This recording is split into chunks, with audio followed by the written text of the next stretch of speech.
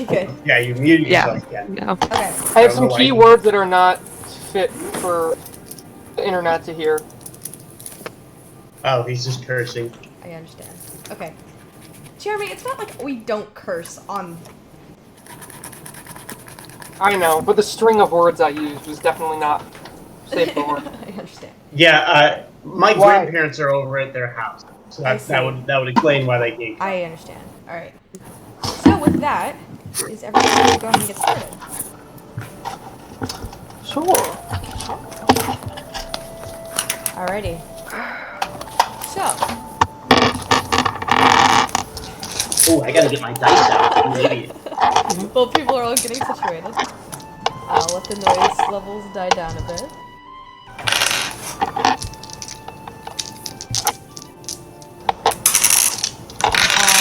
Now, son, I'm using you because you have a bad track record. So the second I see some bad shit happen, I'm flopping you out. 7 deadly sins.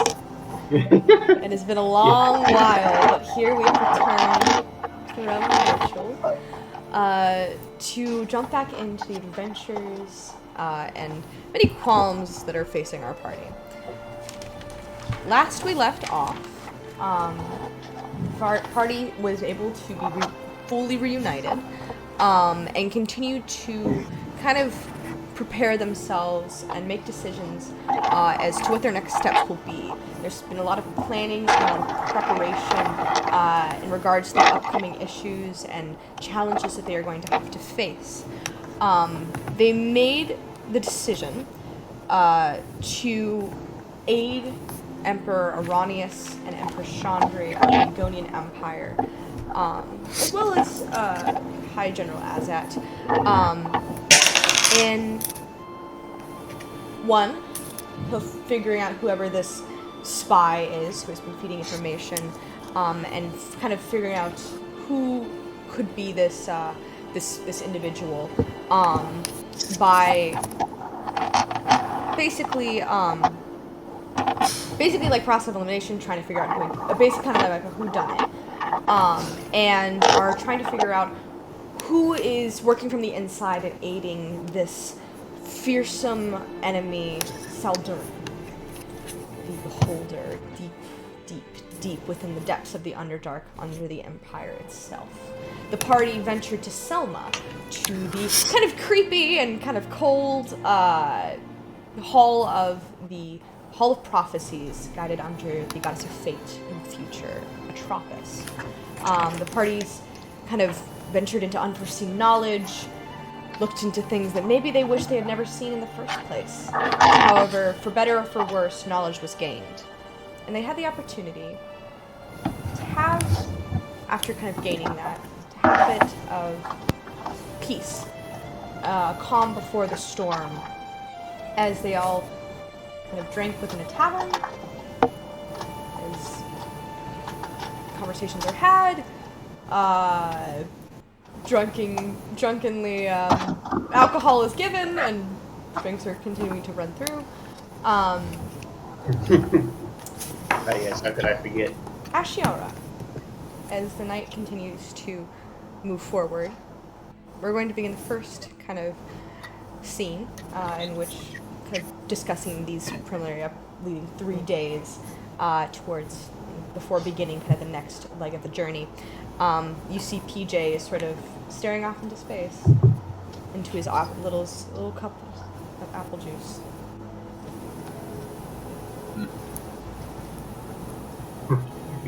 Ideally, I was intending this to happen after I had obtained the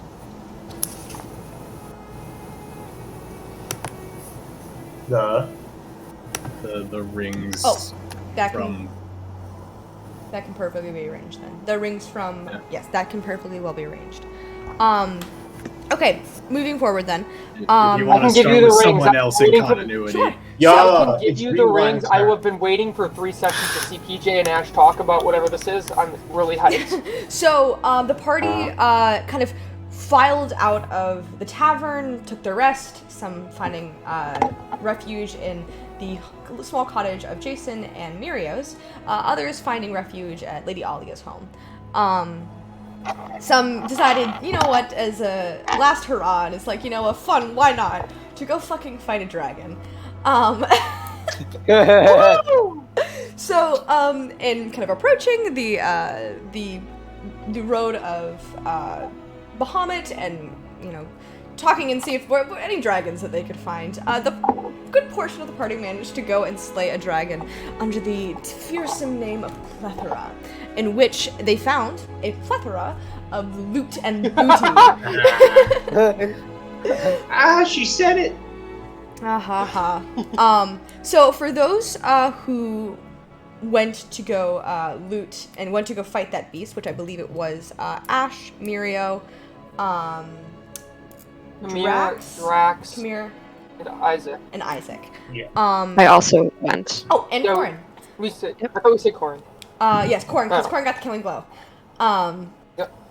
If you would guys all not mind, I'll go ahead and roll if you're looking to kind of gain a little bit of this loot. Go ahead and roll an investigation check for me. Actually, I'd like to add. You're still unconscious? I'm we're back. moving things ahead just for the sake of brevity. Didn't we leave off with like pillaging the meat? No. Yes. Yeah, you were. So I was gonna say. Yeah. I was gonna tell. Ruby's just sleeping right now. Ruby's like knocked out. Yeah. I'm gonna tell Isaac and Corin to try and skin it because they look probably the most experienced with either death and precision. Okay, so what people are looking to do? And me practice something like physically like tearing. People are looking to harvest the dragon's like hide and claws and teeth and all that stuff. For anybody who's looking to harvest, go ahead and roll a survival check. Anybody who's looking for treasure, go ahead and roll an investigation check. Isaac doesn't give a shit about harvesting. Isaac's looking for treasure. Isaac's I'm harvesting it. Harvesting. Kamir, you know what? I think Drex is going to stop doing that and he's going to look for treasure. I think Treasure? Kamir would like to harvest for a potential potion. Oh, that's very good. Okay. Actually, Isaac would also. I would like to ask Drax and Isaac, if you guys see any diamonds or precious gems, could you let me see if I could appraise them? I don't care about the money. Yeah. I'm just running really low on material components for my spells. Okay. And then I'm gonna harvest. Great. Okay. Cool. So so for people harvesting, Wait, hold up. Guidance. Okay. Guidance amongst you all. Okay, so Great. for people who are harvesting, Kamir, you had specifically mentioned you wanted to be able to find specific, basically be able to use specific things in potion making. If you would like, Yes. I will allow you to do a medicine check as opposed to a survival check, if you would like to. All right, cool. I believe I have a proficiency in that. Wonderful, thank you. And then Corin, you also said you were Yes, I got a 19. 19 for survival. Okay. Alrighty. So, Corin, you kind of go straight into this, kind of as a ranger, your instinctual ability kicks in, and you manage to collect about 7 fine dragon teeth, several strips of dragon hide, I'll say 3, 3 dragon claws, and you manage to pop out perfectly a golden dragon eye. You can see it sort of like looks and sort of reptilian stares out at you. Aaron. Yes. So I obtained a 25 for 25. Kamir's medicine check and an 18 for Drax's investigation. Okay. Come here. First and foremost, you take a moment to step back and kind of actually take out Ingrid and examine the different physiologies between the 2 dragons. He's like, And you can see, look into Ingrid's teeth, and you can see a pocket of where the poison is kept that makes her bite venomous. And you think, I might be able to use that. So she sort of like, you kind of play dentist with Ingrid for a second and apply what you've learned, and opening up the large mouth of the beast, you manage to crack one of the large canines, and sitting kind of welled within the pocket within is a very potent poison that you will be able to use within your potion making, likely as a kind of... He plugs his nose a little, like, yeah, it's sort wow, of like, it's that's very strong pungent. stuff. This is the stuff that affects the breath weapon, so it's very powerful. And with a 25, you're able to get about a vial, like a large, good vial of it, that will definitely help you in making any kind of antitoxins or aiding your allies to ensure that they will not be affected by poison of this potency. Very, very good stuff. So leading into investigation checks, Mirio, Isaac, Ash, are you also doing investigation?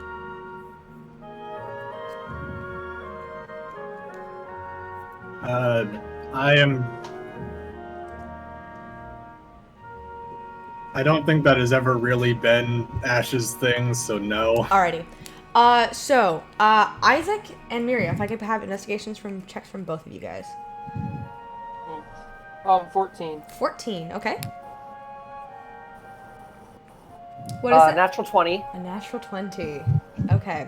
An 18, a 14, and a nat 20. Okay. And in total, 39. 39, okay. Okay, starting off with Mirio, the lowest of the bunch. Mirio, yeah. as you're sort of like looking for things that catch your fancy, you manage to find a very, like, it kind of draws your eyes as it's sort of like the gaudiest of the bunch. But also it's a large bust of the head of a Roth.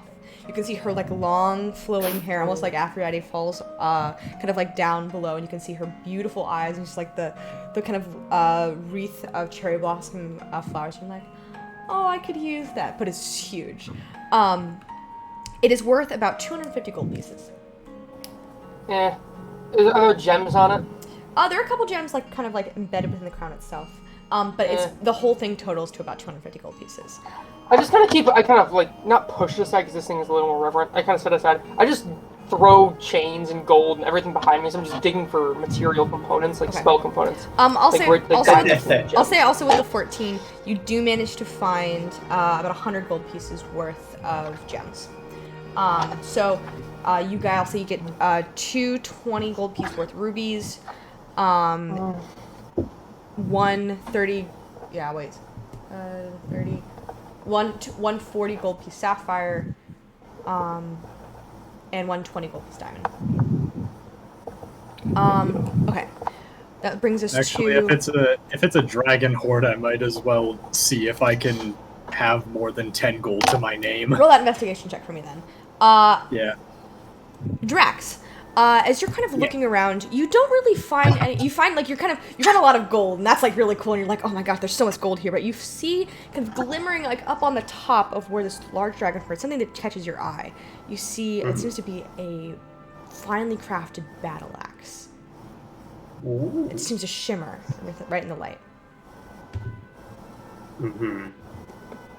I'm gonna go up and like have a look at it. Kind of scurry up and go get it, and it seems.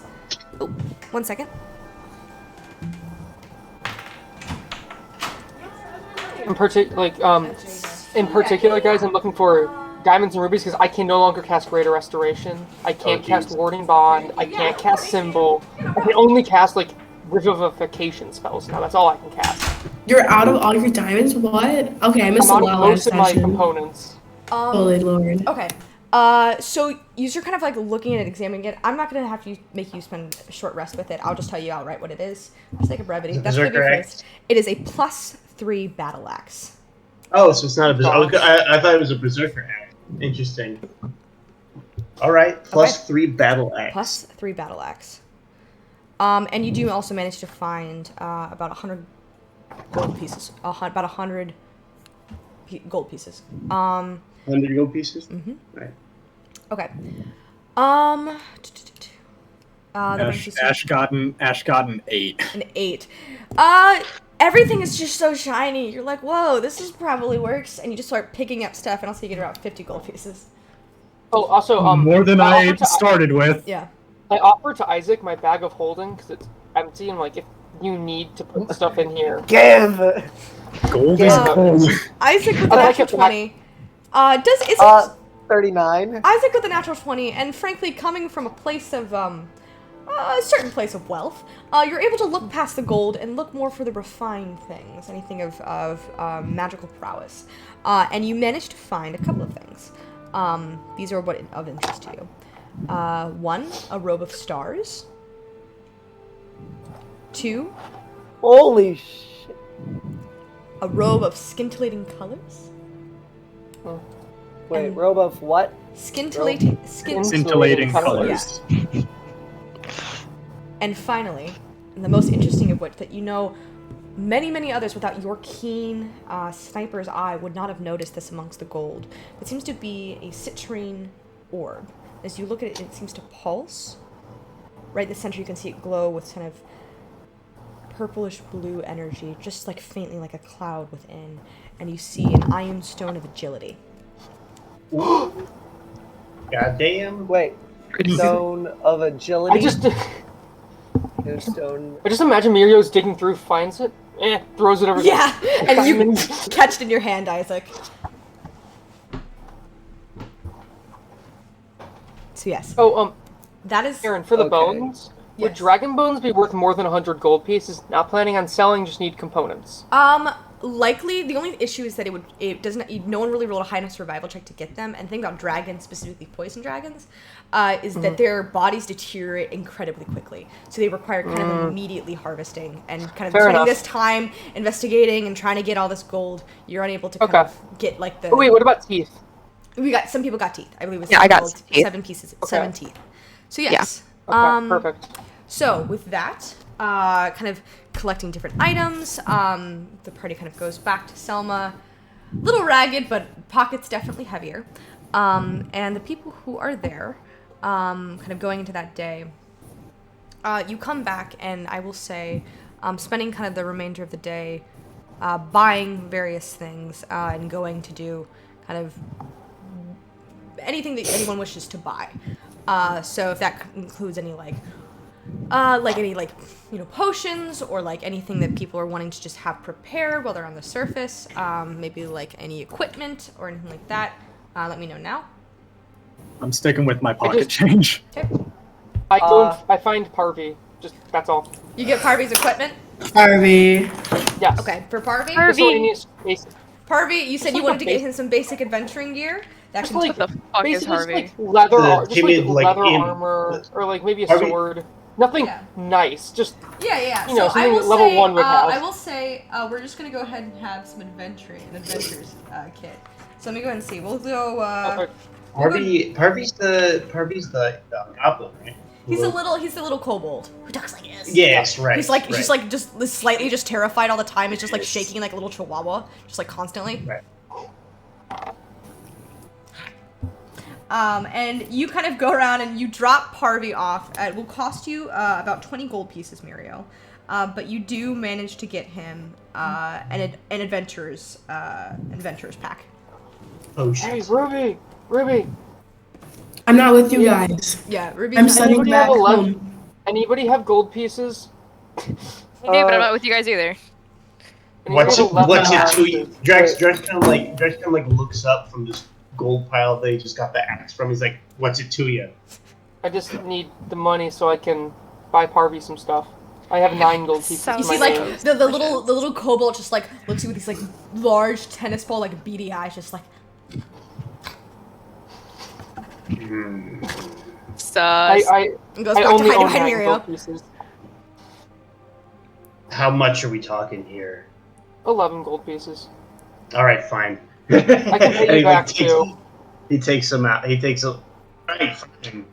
You better pay me back. He takes out 11 gold pieces. Drax is Yay! a hoarder.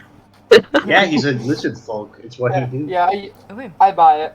I'm officially. Unlike Dragonborn, lizard folk have more instinctual. I hesitate to use the word urges, but As the night is kind of beginning to fall and kind of everyone is coming back to like the party sees like them kind of covered in blood but also endowed with a lot of gold. Ruby and As we're heading PJ. back, Yes. I need to ask. This is actually extremely important and pertinent to the session. Corin, those Yeah. teeth. Can I see them for a second? I need to appraise them. I know a spell called Find the Path that can identify immediate direct paths to a certain goal.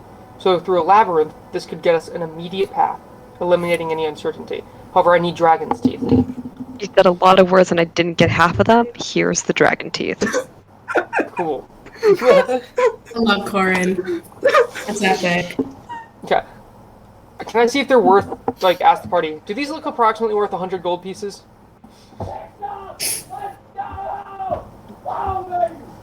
Jesus let's go. Christ, what's going That's on? my next door neighbor, Did you just win a football game or something? Because that would make sense. I think. Anyway. I mean, I Uh, hope anyway. that's what they're cheering. So, Yes, sports ball. So, anyway, you gotta look at them. Muriel, for the purpose of this, go ahead and roll I'll say an Arcana check. Got it. Brilliant. 14. 14. They seem pretty fine dragon teeth. They were harvested really well. You think they might be able to work for your spell? Thanks. Carrying on. Okay. That's all. As the party is kind of coming back, having their pockets significantly weighted and their lives probably have some years taken off of them, you kind of see PJ, who I will say, I'll let you do this early, PJ, but PJ, you sort of been kind of working, strategizing what you want to do, getting ready, sort of like getting some materials ready to begin tinkering for like the next day, kind of have a full day of really working and honing your craft. Ash, with your various items, you see PJ, who has just been hitting the books, is just like engulfed in this large tome that you're like, why would you, are there any pictures in there? Would you subject yourself to this? Why would you subject yourself to these large tomes and books? But you see everyone sort of like bedding down, people are kind of talking, there's some more tense conversations happening, some more lighthearted conversations happening, but you see Peter just sort of by himself, sitting out kind of on the front porch of Jason and Miriam's home, where everyone has sort of taken up refuge, and kind of PJ having this moment of quiet to just focus.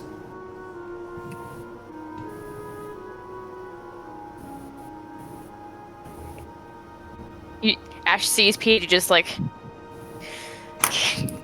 flipping pages, trying to find like what he's looking for, and he seems like really frustrated. I'm gonna walk up and sort of put a hand on his shoulder. You jump PJ as the hand is like, what the, like you were so engulfed in what you were doing that like you lost all sense of what was going on happening around you.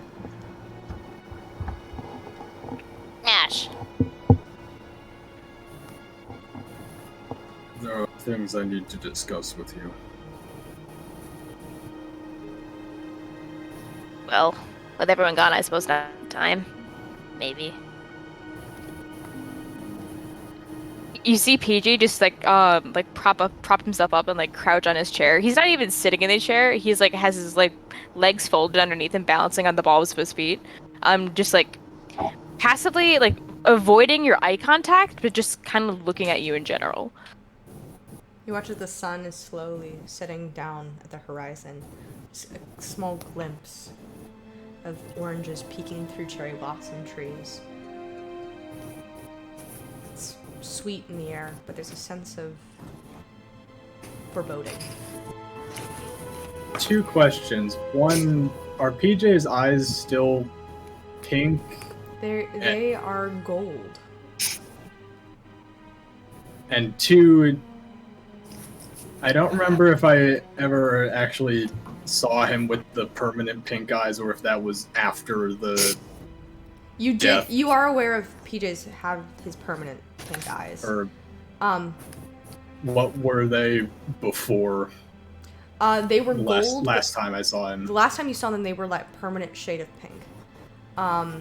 And But you've never seen them this color before. yeah, you've seen them this gold is his original eye color, and you used to see them flash constantly based on like circumstances happening around him, especially like with emotional highs and lows. His eyes would flash pink, or maybe even a darker shade of magenta, almost sometimes ranging all the way to crimson. But you have not seen them flash at all since.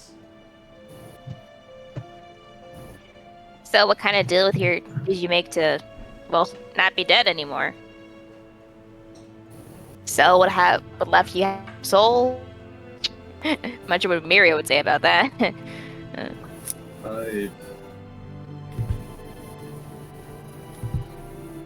Give her your true name, although she probably has control over that anyway. I sort of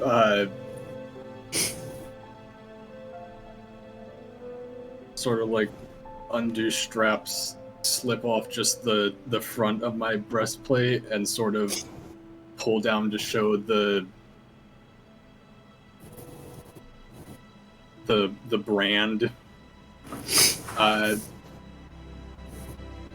which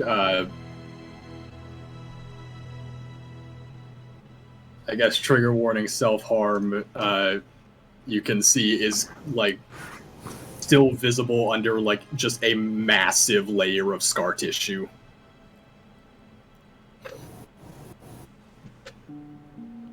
This was not a choice.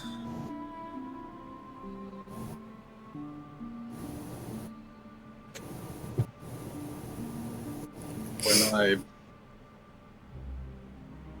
died, I don't think it was ever intended to be permanent. She wanted me to go to Silva, so she brought me to Silva.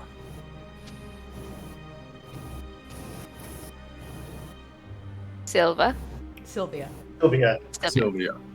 Sorry. You're good. It's been a couple weeks. It's been like a month. It's been and a couple weeks, and I have a place called Silva in my D&D setting. You're good. And so you're still her busboy, that is. No. I have severed my ties with her as best I can. How? What is that simply sever ties with the Bloodbearer?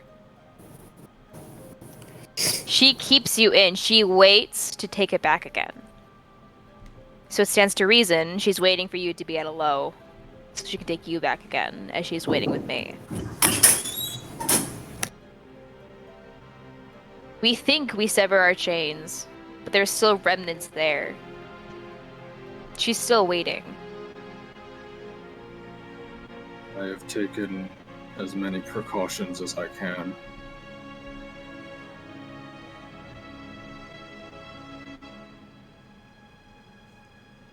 This, like what? I sort of tap the brain helmet.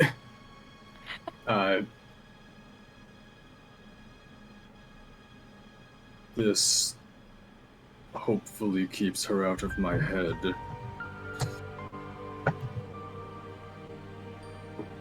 This, and I pull up the carved symbol of Didor.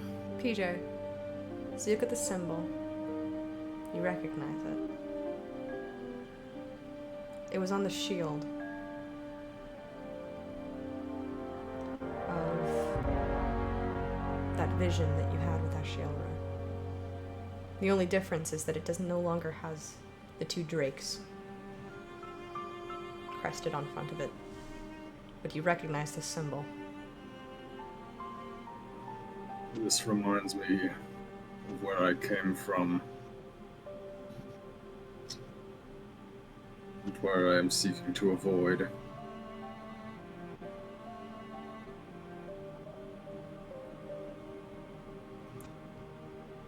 If this really is the Bloodbearer, and you have your sacred symbol. PJ just laughs to himself a little bit. What's protecting the rest of your body? Protected your head, but she's the Bloodbearer.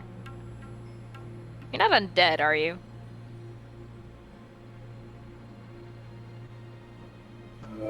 I was.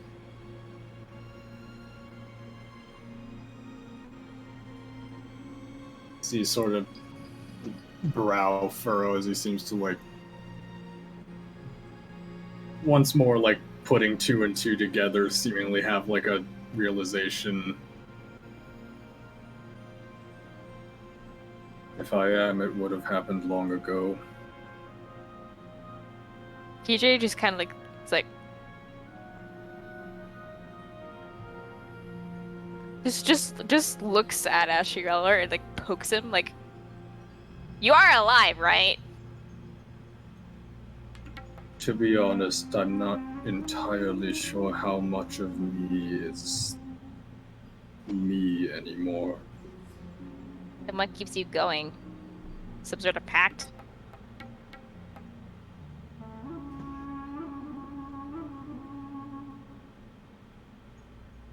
My camera just died right as I was about to do like a really like important gesture. Give me a second. You're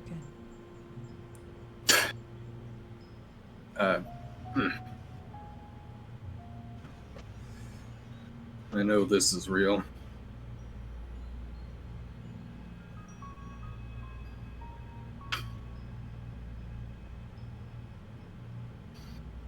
Sorry, I'm not sure if you guys heard the thunder that just crashed right next to us. I saw it.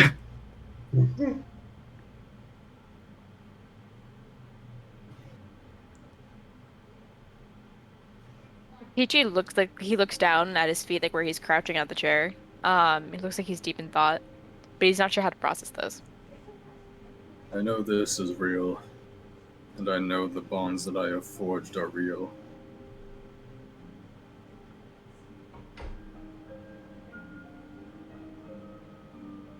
That being the case, whether the flesh that carries me is my own or a facsimile is irrelevant.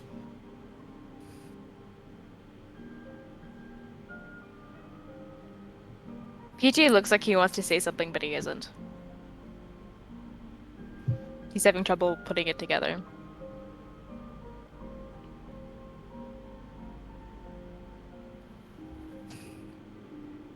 I think at this point I had been like sort of kneeling, but now I just kind of like take like a proper seat next to him. PJ just kind of like headbutts your armor with his head. Bang. Hurts a little. Oh. How do you even process any of this? I mean, I just usually curse them out because gods can eat my ass. But like, fucking, how do you do any of this? Mirio's apparently is re-traumatized. You come back from the dead, assuming that like, oh, holy symbol, everything's okay now. Like, what even? It's like everyone's having their own like life-changing side quests, and like we're not gonna address most of it. Like, I mean, I guess maybe we're trying, but how do your brains even? And then like PJ just like kind of puts his face in his hands. I don't understand any of you anymore. It used to be so simple, and whoosh, everything's different now. And I just, what happened?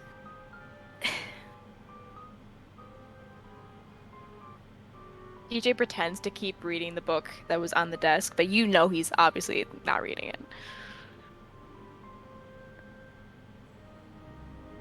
Brains are weird machines. Humans are weird machines.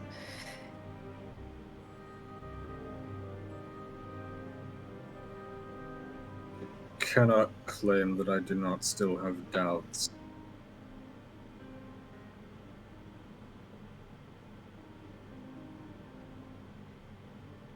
But I am convicted in the path that I have chosen. What path have you chosen?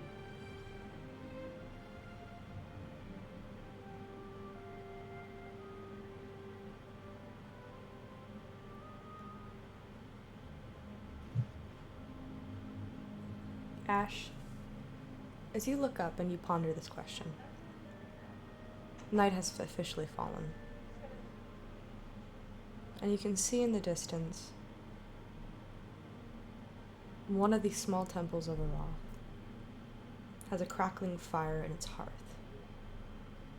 And as you can see the sparks out into the sky joining the stars, you are brought back to an old memory of sitting around a fire. As your eyes follow that spark into the heavens,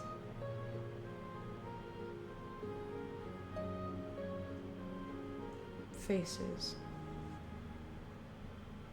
begin to pull forward in your memory as you realize that the stars sit in the exact alignment as they did all those years ago.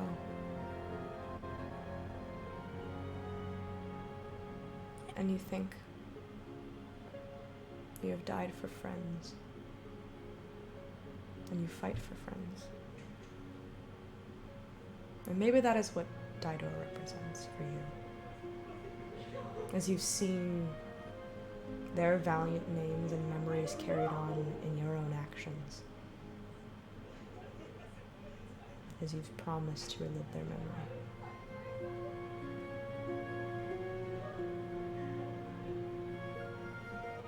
Ding. PJ headbutts you again. Sort of put my hand like on his head. Pat, pat. My path is no longer one in service to any deity. Thank the metaphorical gods.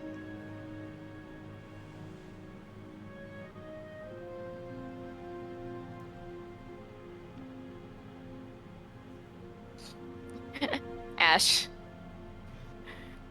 This might sound a little funny. But, you know, after seeing and personally meeting some of the gods, you know, I'm not sure if I quite believe in them.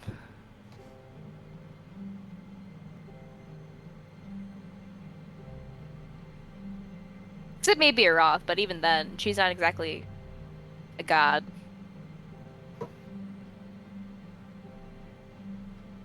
Although I'm pretty sure Miri would have me on a pike for that. Wherever he is.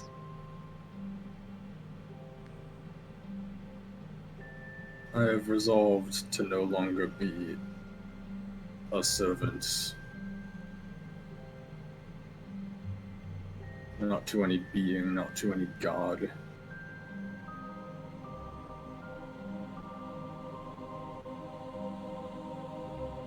I carry on, and I'm gonna do the same weird thing with whole person that I did last night. You see like this like mesh of brambles sort of sprout up from the ground and then sort of like cinch together in sort of like a Chinese fingers trap style. Several various flowers like bloom off it, and I just reach forward, grab one, and the rest of the bramble just vanishes. As you can tell, the whole thing is like illusory.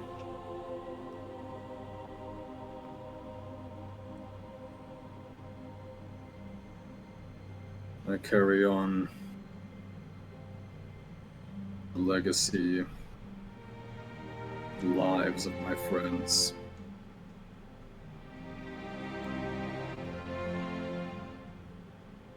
Their memories, their ambitions. Sort of cast it to the wind. You see it flies maybe like 10 feet before also just dissipating into the air.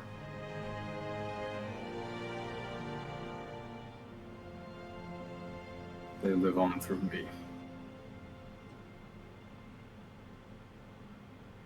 PJ kind of looks up. Hopefully Janalis will get that flower.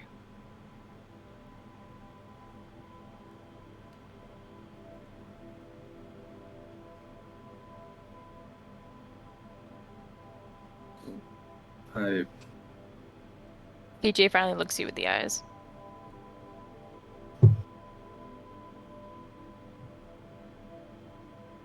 I cannot help but feel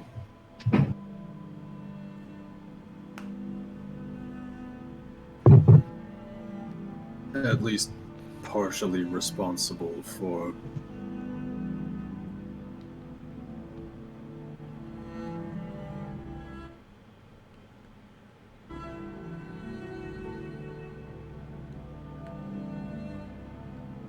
your condition, as it were.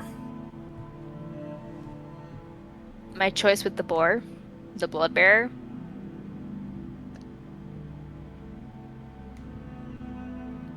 In the end, we both made our own decisions.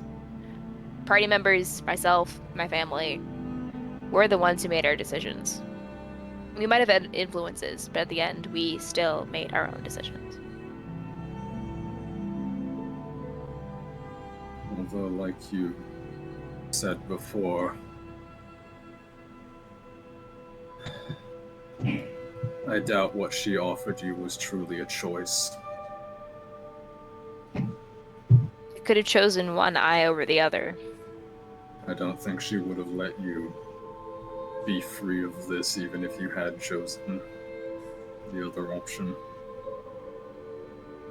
Well, we can't exactly deal in hypotheticals now can we? Not at the time nor the mental space. Well. We can only deal in what we can do for the present, for the path that we are on. And I pull out of my pocket the 2 platinum rings that I had purchased earlier. Ash, you better not be proposing to me. I am a 12-year-old child.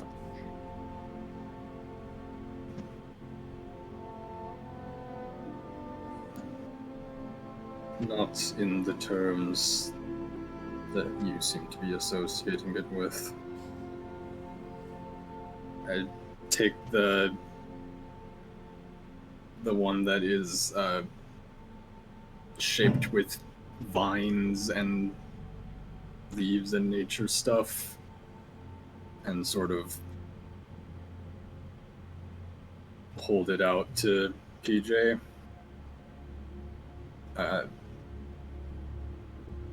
And as I do, you see the runic symbol on the chest of my armor, and then you see one on the back of my holy symbol, and then the other one that is like along the length of my sword. All 3 light up at once, and you see the same runic pattern envelop the ring, and as it fades, you can see there is a phrase in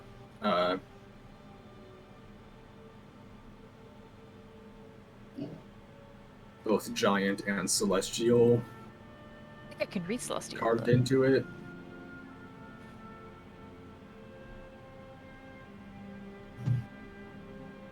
I can read Celestial. Let's go.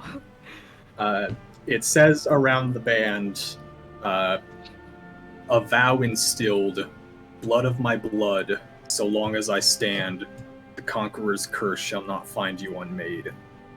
Oh, baby. I offer this as a symbol of my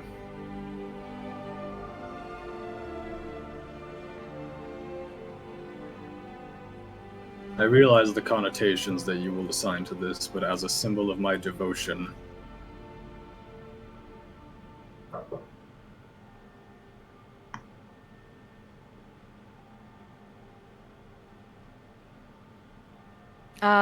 You see PJ start crying.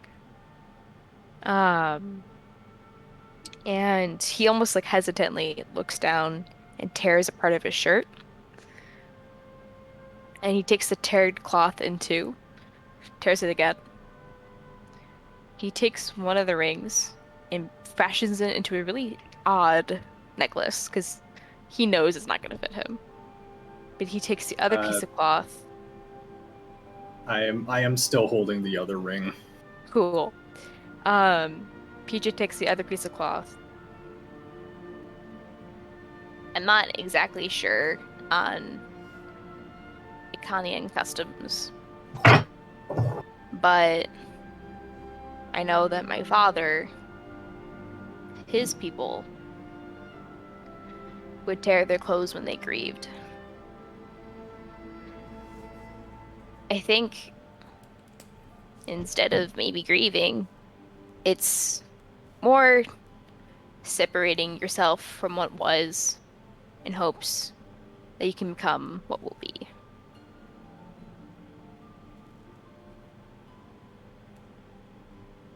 And so I hope that we can tear bits and pieces of ourselves so we can become the better people that we hope to be. Sort of nods, and then wordlessly you see the runes light up all over me again and carve themselves into. This one is seemingly like made of, has like feather details throughout it. Again, another phrase in Giant and Celestial is etched into the ring. And as I will hold it up, and you can see it seems to be like a bit small for my finger, but like as I put it on, it like the runes glow again and it grows a bit until it is fitted and on my hand. And this one around the band reads, "A vow condemned, grave of my grave, so long as I mourn, the conqueror's will shall not temper my blade." I hope so.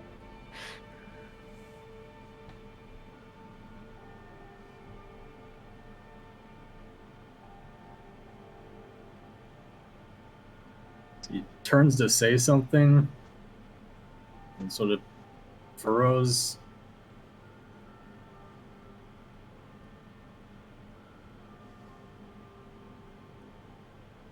I don't believe I have ever actually been told your name. PJ takes the book and very lightly bonks him on the helmet. Cling. Well, if we're gonna keep each other to these vows, I think it would be beneficial for you to know my actual name. And PJ just kind of buries his head into Ash's shoulder. Once again, like not really fully like looking him in the eyes, just buries his head in his shoulder. My name is Sir Pavak Hagrab Nosib, son of Alastation Nosib, Edunan Nosib. The group calls me PJ.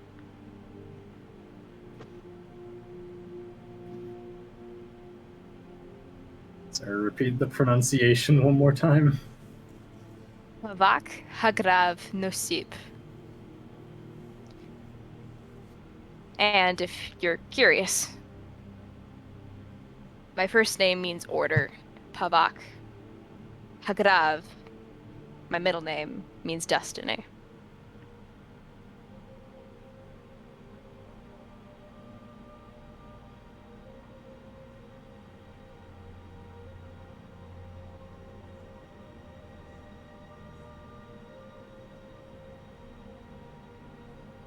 Havak Hagrav Nosib. I swear, until my final rest,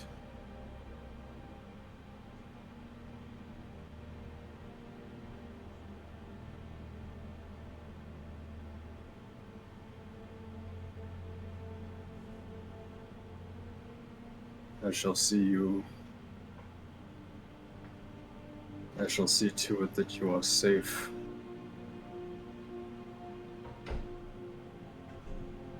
And that you will not succumb to those powers who seek to influence you.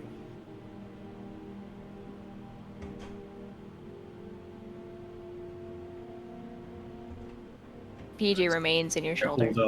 I hold up the ring on my finger and sort of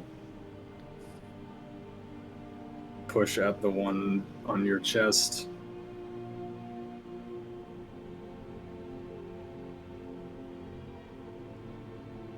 Through these symbols, I mark this vow. And for the sake of symbolism, I am going to cast Warding Bond.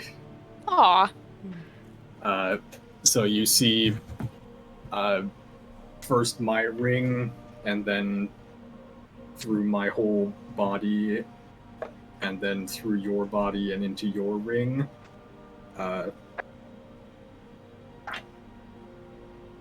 This not divine per se, like it's not like a godly energy, but Gods, who are they?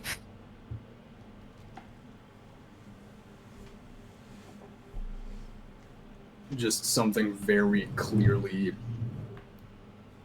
warm and animate flow into you. And the actual effects of the spell are for the next hour, while you are within 60 feet of me, you have +1 to your AC, as well as to all saving throws, and you have resistance to all damage. And in exchange, whenever you take damage, I will take that same amount. Can you send me that collection of data?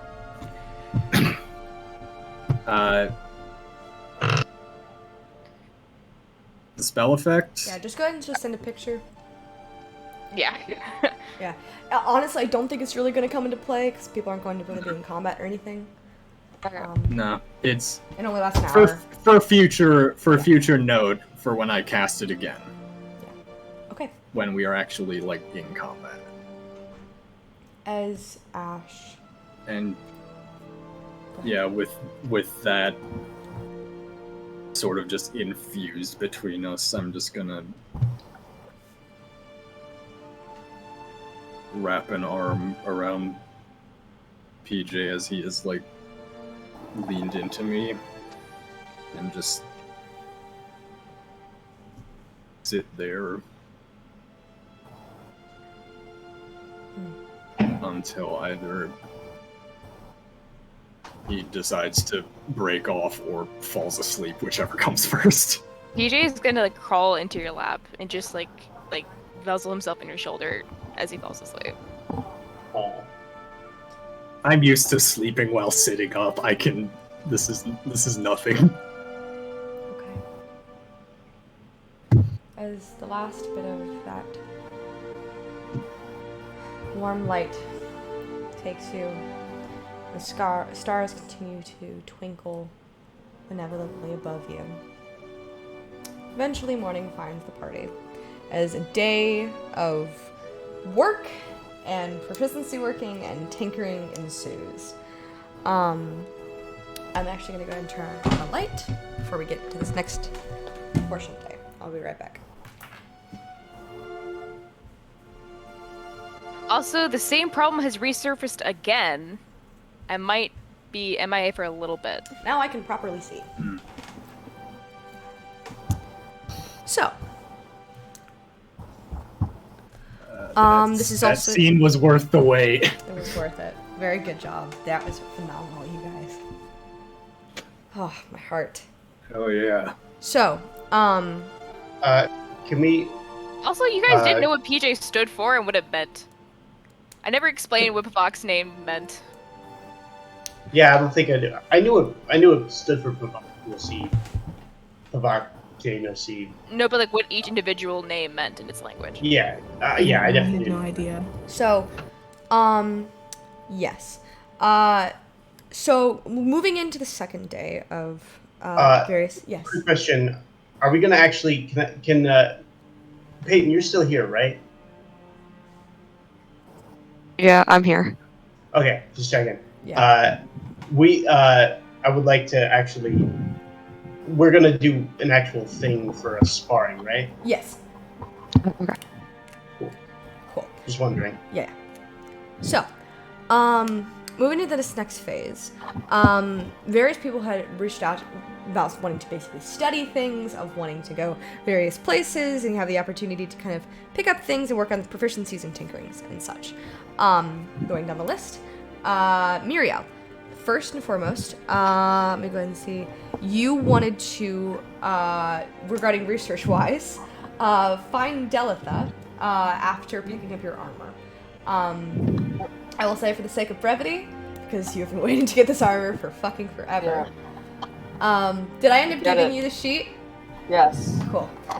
Muriel, you, and this is very Muriel fashion. You managed to find your way to Vilemere, pick up your armor finally, and actually come across on your travels, just by happenstance, the silver dragon Delitha. Yes. Who of which you actually managed to convince her to turn, to shift her form into that of a human, so that you guys can do research within the halls of prophecy. Delitha, however, as an adult silver dragon, has no interest in like the wider expanses of like prophecy and what it could mean, and instead hyperfixates on how excited she gets about the bookmarks within the Hall of Prophecy and the cleaning supplies, as she has no care. She likes how shiny some of the crystal balls are, but she does not care whatsoever about what lies within the crystals or lies within the realms of what could be. Do I know if actually, I didn't realize we were role playing, so I didn't ask. But I was wondering if I could cast Sending to Ruby and ask if she wanted to drop by so we could spar on day 3. Yes, of course. So Ruby's actually Ruby came with the party. Oh. Because she I don't know helped. what the hell she is. Ruby helped with the Hall of Prophecy in the last session. Remember? So she's just pubing around. Yeah, Ruby's been basically what Ruby's been doing. Ruby has been hitting the books. Ruby, well, actually, this gives you a good segue. Ruby, you had mentioned that you wanted to study the Underdark holders and, if possible, learn any new spells. Correct. I will say, go ahead and for studying anything regarding the Underdark, to go ahead and roll an investigation check for me, as you kind of venture instead to one of the many, many libraries. Instead of going to the Hall of Prophecy, you go to an actual library to find concrete information. That Not would bullshit. be a 23. 23. Okay, Ruby.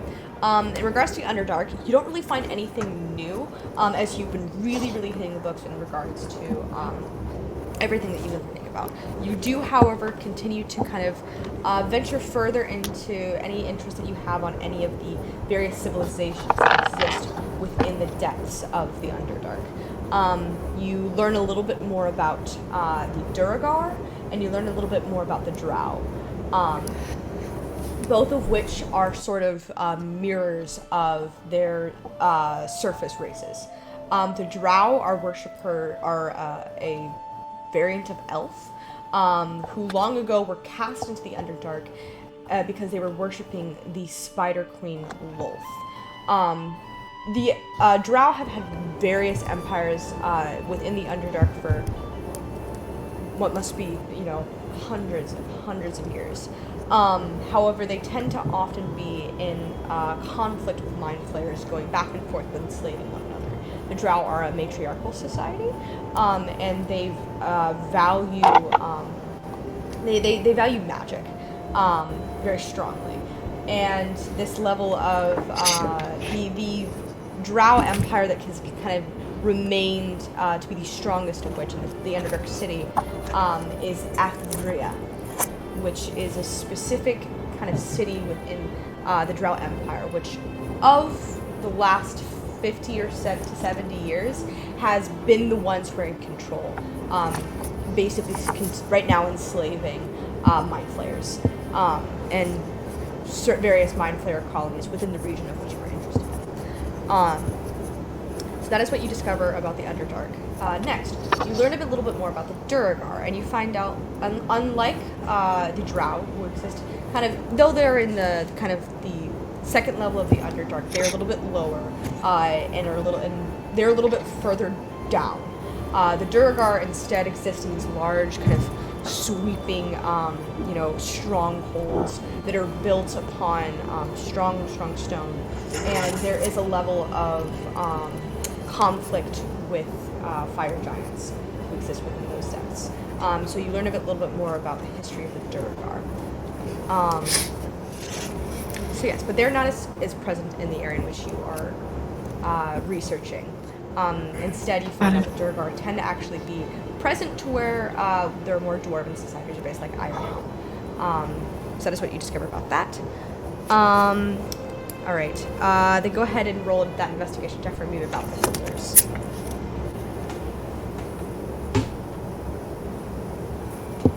Uh, 29. 29. Okay. You've already done a lot of research on beholders, but you do manage to come up with another mode of information. There's a specific kind of beholder called a death tyrant. A death tyrant is a specific kind of beholder that basically decides, fuck death. Beholders have the ability to manipulate reality, but they, in being extremely xenophobic and paranoid about anything and everything, often their paranoia and their overthinking tends to be their downfall, because they could think anything or anything specifically. It could be like it could be like a piece of toast, or like a cracker, or like it could literally be any random fear, and they're going to think that it's going to be their downfall for forever. And so they do anything and everything in their power to ensure that, they are not encountered by it, or like by building labyrinths and trying to enslave other beings as protection, but again, being very paranoid beings. But you do learn a little bit more about death tyrants, who tend to be much older beholders, and beholders that kind of are able to better understand their abilities and manipulate them further to achieve their kind of own needs. So basically, within their dreams, beholders are able to manipulate reality. And once they're able to control their dreams, they become much more powerful and much more dangerous. And sometimes can even manipulate themselves, which is how death tyrants come to be. And then finally, Ruby, you hope to learn several new spells. This will cost money, as you need to actually go out and purchase spell scrolls. So based on the level of spell that you want to buy, it will cost you a certain number of gold. It is about, I believe it's 100 gold pieces per spell level. So if you want to learn like a first level spell, you have to pay 100 gold pieces for the scroll. And then you have to spend the time and the gold pieces to write that into your spell book. So if you would like to, you can go to a magic shop. Are you interested in doing that? Yes, please. Okay. So, Ruby. If it's for copying a spell into your book, it's 50 gold and 2 hours per level of the spell. And then for actually buying the scroll pieces itself, it's 100 gold per level. Okay, Ruby. So, wizards are expensive, y'all. Wizards are expensive. Okay, so Ruby. The spells that you managed to find are on the lower level side. You find an Alter Self spell, an Enlarge Reduce spell, both second level, and finally a third level spell of Animate Dead. And of spells of higher level, you managed to find the spells Wall of Stone and Eyebite. Are you interested in purchasing any of those scrolls? I'm good. Okay, Ruby. So, as you're kind of perusing, going around different magic shops, seeing what you can find, you unfortunately are not able to really find any spells that really pique your interest that you would like to add to your book. Okay. Let's get there. Okay. We're gonna go ahead and move into our tinkering and our proficiencies. Oh, yes, Miriam. Hold on. I was gonna say, because you cut away from me while I was talking to Aaron. Yes. So I was actually wondering, then the final thing I'd like to do is go see Korn and Drax and ask if I could practice my magic on them while they spar. Alright. You will have the opportunity to do that in just a bit. Yeah. I figured. I just wanted to Yes, thank you for giving me that avenue. Okay. However, with people hitting the books, some people instead decide to work on their skills. Isaac and PJ. I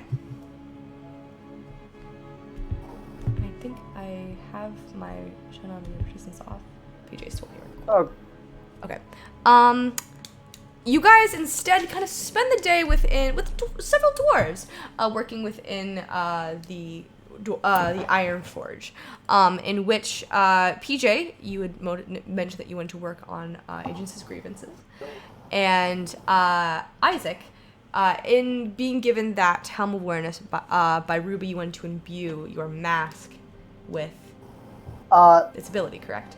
I remembered. I don't have my mask with me, so instead I'll just work on Reaper's Remorse. Okay. Aaron, Yes. would Drex also be there for Yes, for forging. time? Yes, for forging things, yes. So Drax is able to work on his forging abilities, and also Kamir is able to work on his potion abilities, but is not instead not going to the Iron... What is the Iron Forge? I'm trying to remember. I have the specific name somewhere. But the area where the Dwarven Allfather kind of... that his whole area. Kamir instead makes his way to the Harvester Square, where he's able to kind of actually work around people who work within agriculture to work on his potion making and his healing abilities. So, I'm going to start with the proficiencies first, because that's a little easier. Kamir, if you could have him roll a medicine check for me, and for Drax, have him go ahead and just roll, forging. Roll a dexterity check for me. Just a raw dexterity check? Yeah, I'll say either I'll give him... dexterity is it's supposed to be like for forging is like more of an intricate process. For Kamir, that is if you have proficiency in, I think, Smith's tools.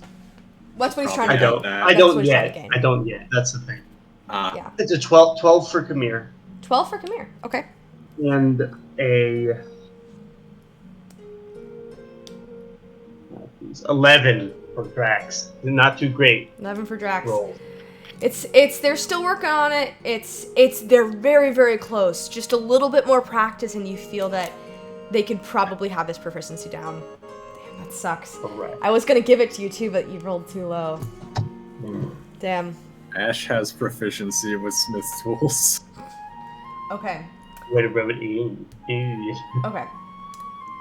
I got it, Mirio. Okay.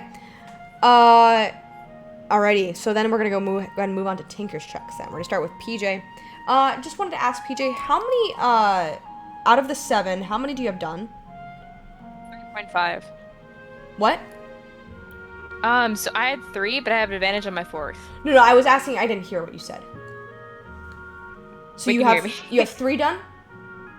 3, but advantage on my next one. Perfect. Because I had done well, but it just barely wasn't It's enough. experimental, yeah. Okay, you're gonna go ahead and start out on your 4th one then. 1, 2, 3, 6, 7. Okay, PJ, go ahead and roll those 3 tinker checks for me. You have advantage. First day? This is going to be this entire day you were spending tinkering. So go ahead and roll your 3 tinker checks, all 3 with advantage.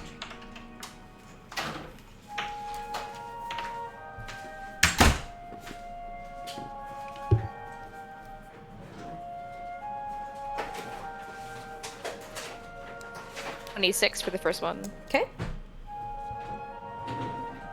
For the second? 31. 31. Okay. And for the last? 33. 33. Okay, PJ. It takes you the entire day.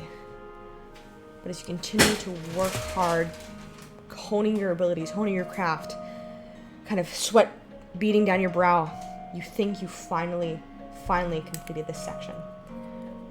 Who are you going to be engraving onto the section of the armor? PJ's gonna think to himself that he's thinking of adding an 8th section. So I believe I put Trinellis, I put Gonk, I put Ares. I believe it was Ares. Trinellis has not been added yet. I believe it is Ares, Ruby, and then Gonk. Is it Ares, Rupee, Gunk, and I think Trinellis was the one before the last one. Yeah. So it's those 4 I already have. You only had 3 done.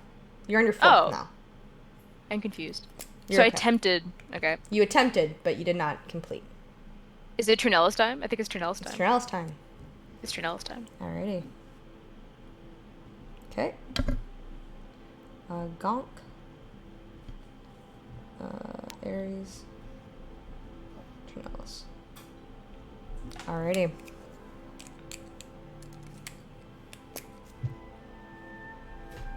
Okay. Now for Isaac. You can work on Agents' grievances. What?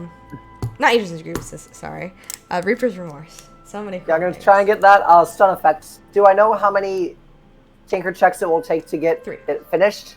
I'm going to say, because you've been kind of working on this constantly and continuing to revise it and continuing to just hone your craft, if you manage to succeed this, you will have the stun effect.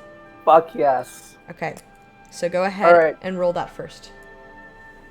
I'm going to use the luck points to re-roll that. Okay.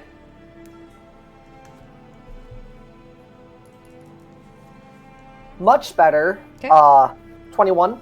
21 just barely succeeds. Okay, great. 28.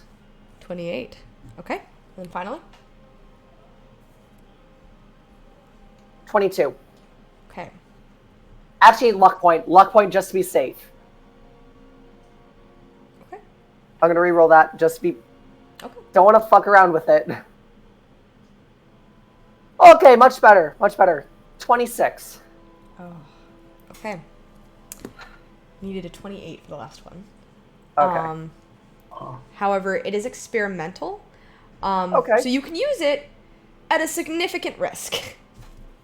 But it's mental. Can I It's not take experimental, it's just a point of regular. exhaustion to work out the kinks? I'll give it to you at disadvantage. Okay. I should have done that. I have one more luck point. Okay, so you can cancel out the disadvantage.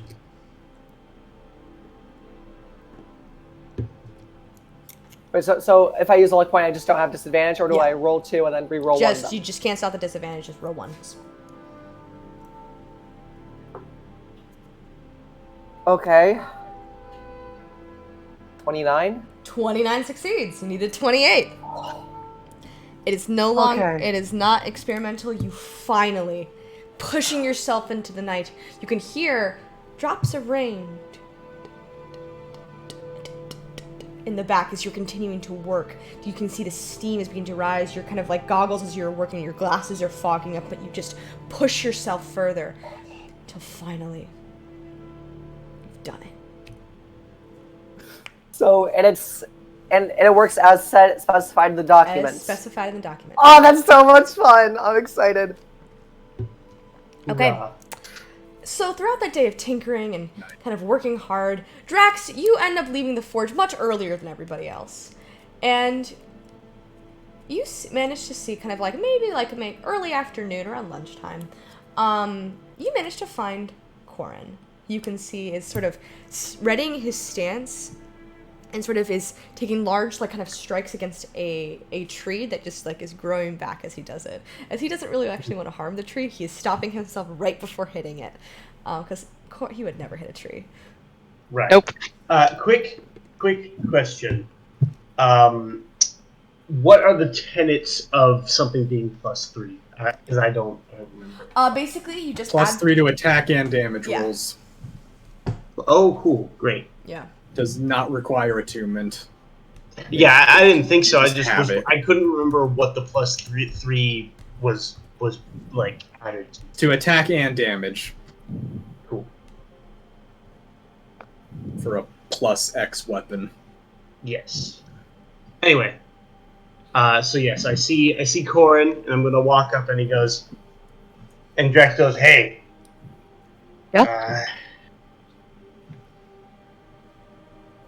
Journey to a Con's coming up pretty soon. But it is. I'm thinking, well, let's just say that my skills are not to be desired at the moment, so I need a bit of something to do now that I'm done for the day. So what do you think we practice? We exchange some blows a little bit. You want a bar? Yes. I haven't done this. I haven't done traditional sparring in a good while. I used to spar with certain members of the King's Court, but don't really have many formal places to do that in Penn. So Been a while for me too. So, what do you say? Sure. And just as you're readying your positions, you see kind of flapping down, kind of plopping himself, just seeing you guys are about to engage in battle. You see Mirio. I'm actively concentrating and kind of mumbling arcane runes as my arms are moving too.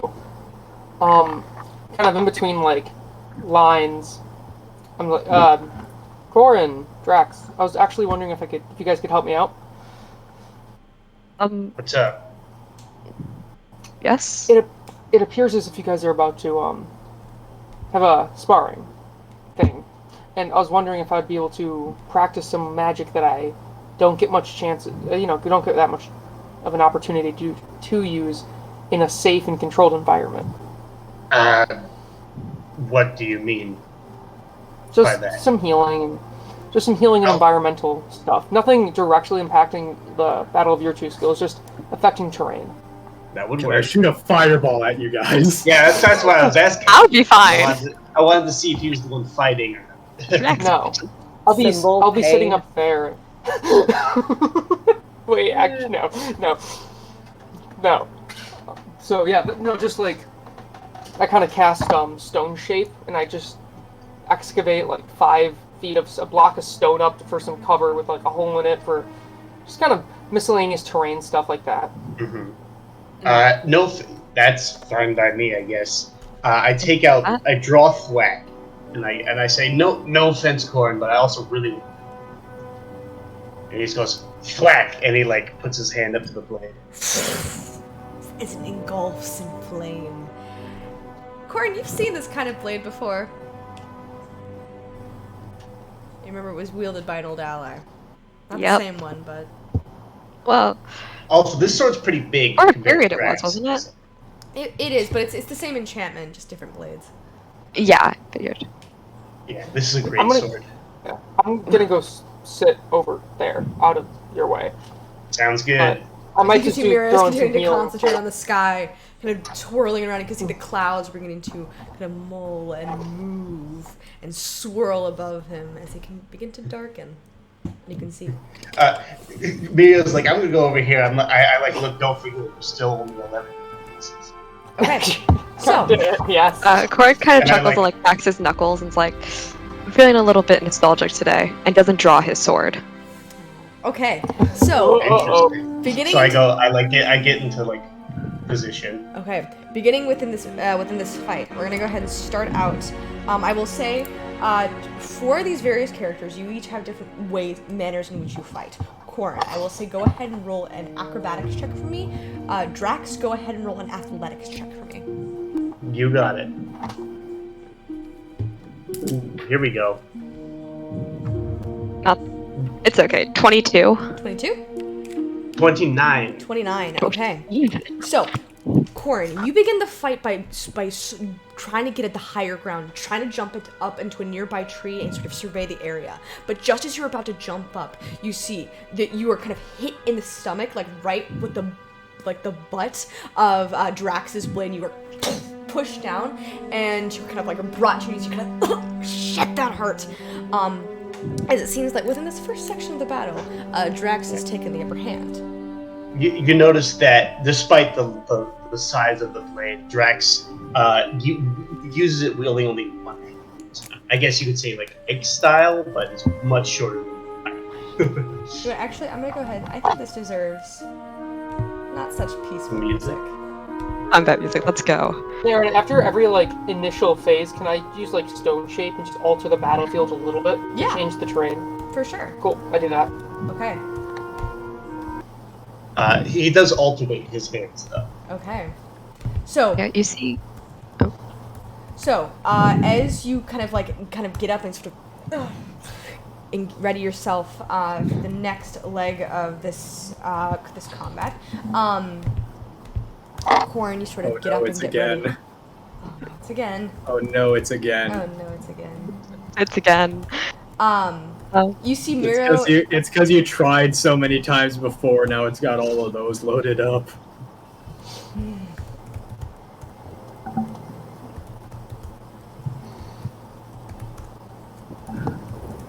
Jarvis is acting up. Jarvis is being rude. Yeah, right. Jarvis acting up? Wow, that's a first. Wow, who would have thought? I know, right?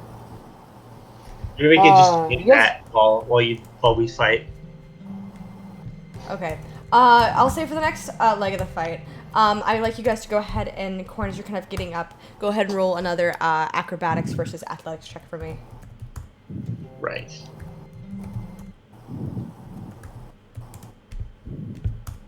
Ooh, natural one. Much better. Oh, well, it doesn't matter what I got. Got 25. 25. Corin, you sort of like crack the side of your neck. And you can you take your foot and you sweep it right under Drax. As Drax, you are knocked on your back of your head. You're like, oh, that really hurt. Like, and you are knocked prone as the blade, as you're holding it in one hand, you don't have tight as a grip on it. It flies out of your hand and into the dirt. As you can see, it's caught up in the mold earth by Mirio's spell, as it is lodged in there, sword in the stone style. You also notice that Corin's fighting style seemed to have shifted a bit, so now he's a little more grounded and less light on his feet. Aaron, I want to do the thing now. Okay, Miria. Do the thing. Wait, before he does that, yeah. I'm gonna sit up and I'm gonna be like, oh, I didn't want to use this now, but I might try.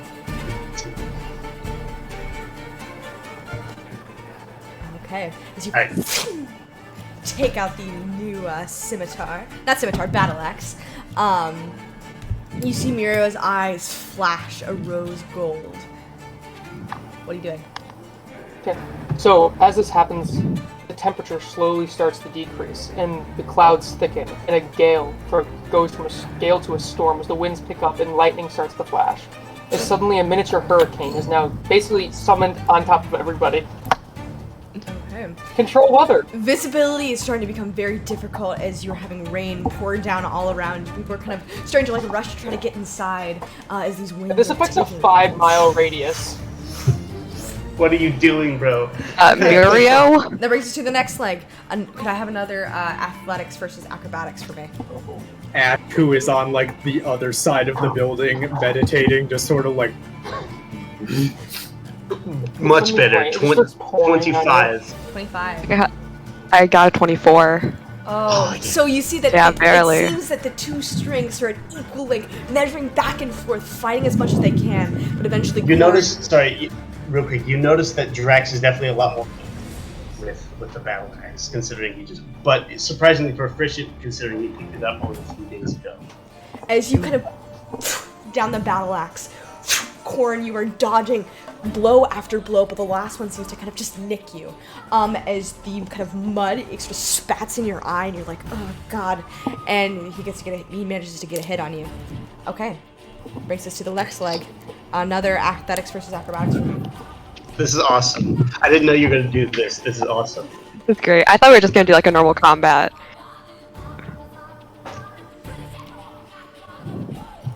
PvP is boring. I got a 30. Okay. Oh my god. Corin, you instead. I rolled a 19. The mud that is splattering you gives you an idea.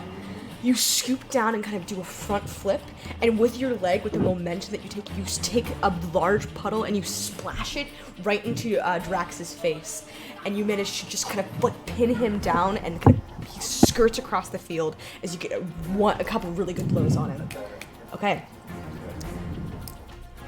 You guys are kind of neck and neck still. Alrighty. That brings us to Jeremy. Miriam, if you want to cut into anything throughout this. No, the storm's at its maximum intensity now. So. Alrighty. The storm is continuing to bellow down. You can hear the lightning and thunder. It's just that's the only visibility you're getting, as you can just barely see each other outlined within the storm. Another athletics versus acrobatics for me. All right.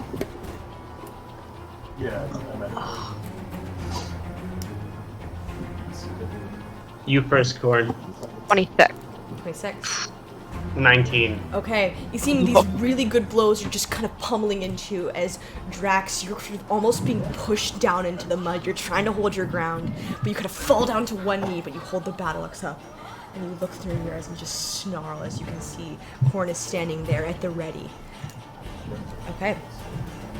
Next, acrobatics versus athletics one more time. Oh my god. I believe in you all. I got the exact same roll, another 26. I got a 26. Seems that you both are neck and neck. You grab onto one another, and it seems like it's like a push back and forth as you're trying to shove each other into the mud. Go ahead and roll again. Oh my god.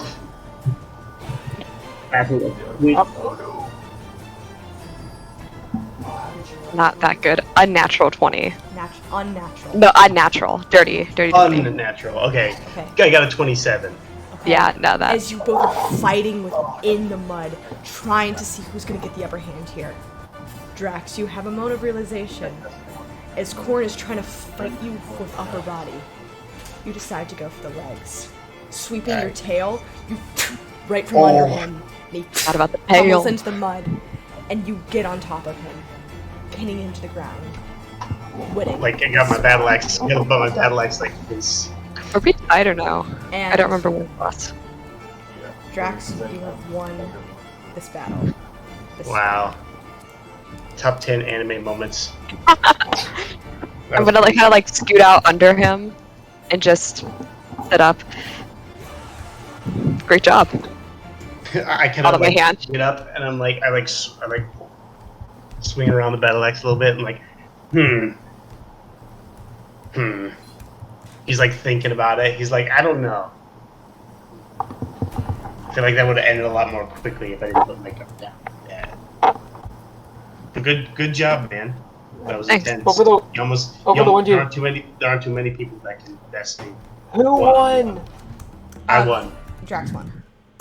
Who? Drax. Who? You kind of I can hear you over the wind. the crackling thunder in the I'm wind. just gonna yell back. Can you stop the storm? Oh, kid. It's gonna be like this for a while. I told you I don't practice this much.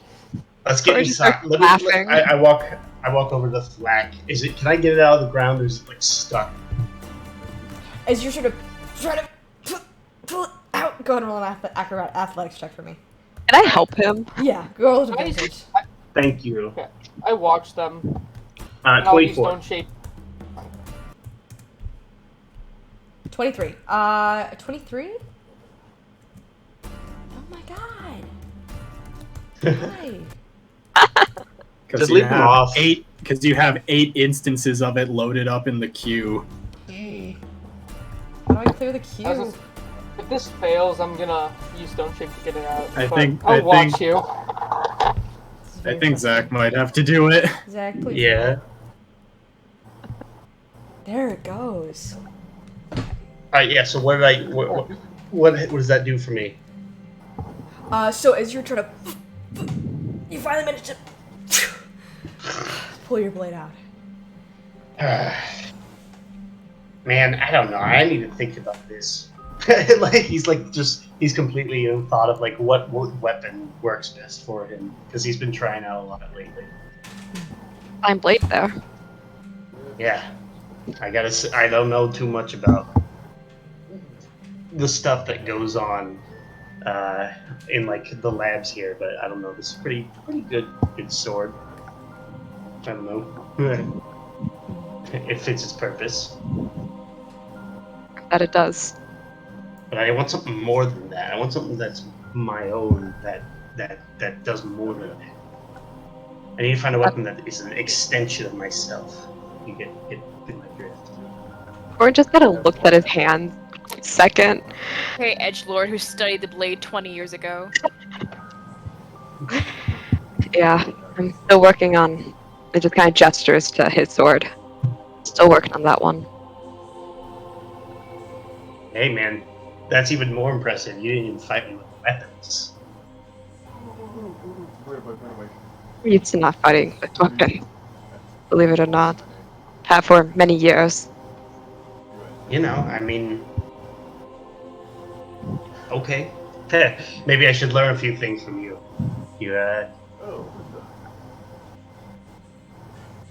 Maybe I should maybe I should brush up on some hand-to-hand combat. I don't know. Maybe that will be something maybe that will be the thing that I'm looking for. Well, I look forward to sparring with you again. Yes, sir. Hopefully we can after we get back from the con. Maybe next time I'll use Earthquake. So, Maybe not. with the rippling thunderstorm continuing to move through all of Selma, eventually the party finds refuge, soaking wet, once again into the home of Muriel and Jason. Sorry, guys. Wait, are we all there? Or did we separate into... Pretty much everybody is there. As people are kind of visiting and being around one another and just having those moments of refuge. Before it gets too late into the evening, Muriel, you hear a voice, a familiar one, in the back of your mind. A message. Muriel. It is Azat. The Empire requires that you find your way back by tomorrow evening. Time is of the essence. There has been another kidnapping. Oh, shit. Be prompt. I respond. Thank you for calling Mirio Togata. I cannot come to the phone right now. Please leave a message, and I will forward you to the Department of Mirio Affairs. Thank you. Dude, we're gonna get our asses handed to us because of that. And I'm gonna say out loud, Azat says we need to get back tomorrow. There's been another kidnapping. And, someone may want to contact him. I did not give him the best response. Mirio. Muriel, you hear another voice in the back of your mind. Muriel!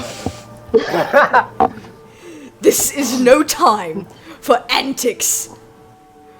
I have duties to attend to. And the Emperor and Empress require your assistance at once. You absolute harlot, and this gets cut off. I say out loud, so he responded, I really want to say, I'm sorry, but your mailbox, the person's mailbox you were talking to is now full. Jesus Christ! For the love of God, please do not do that. Fine. I'm like, Muriel, we better get to the Don't do it, Muriel. Don't do it. I just We're want to close sorry, my eyes. the number you have dialed is not in service at this time. I was concerned. Your call is important to us. Please stand the line and we'll find you an operator shortly. I was gonna say, please hold. We'll be with you in 24 hours, but Music would have been the passive. What music would have played? I want to know. I feel like some Katy Perry, knowing Mirio. It'd be pretty fly for a white guy. Okay. Bringing things back. Sure. That's all. Who are you talking to? You see kind of Jason grab your arm. Azat. Do I know this Azat? Jealousy's not a good look on you. Shut up. Getting in trouble with the hubby. As Kamir kind of like no fun allowed mode, being like, as that is a client that we're working for, we kind of have an issue of people being from the Underdark taking over the Right. Yeah. So, Also, that storm was too much or too little? Drax To everyone, I Drax think. is To Drax is everyone like affected. Drax is like brushing himself off. Drax is too much. At this point, Isaac probably gets back now. You finally see, as you guys are kind of all sitting around for dinner, like, some people are playing cards, there's just like a jovial atmosphere. You see Isaac from Anton to Ags out of the eyes, just like no nonsense, like kids standing in the doorway, Mom, I just threw up. Just sopping wet, kind of hair that's normally slicked back is like dripping in front of him. Who did it? No one. Drax just goes. Drax like not even looking at Muriel instead. My bad. Can you give us some warning next time you summon the first stage of the apocalypse?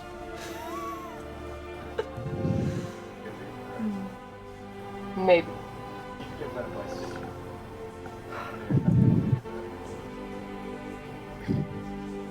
But as everyone... Miria, I thought you were supposed to be the responsible one of us. I am. It can't be me. It cannot be me. I'd have some fun. It's certainly loud. Now, speaking of fun, I look directly up towards the heavens. Mom! Mom! Need help!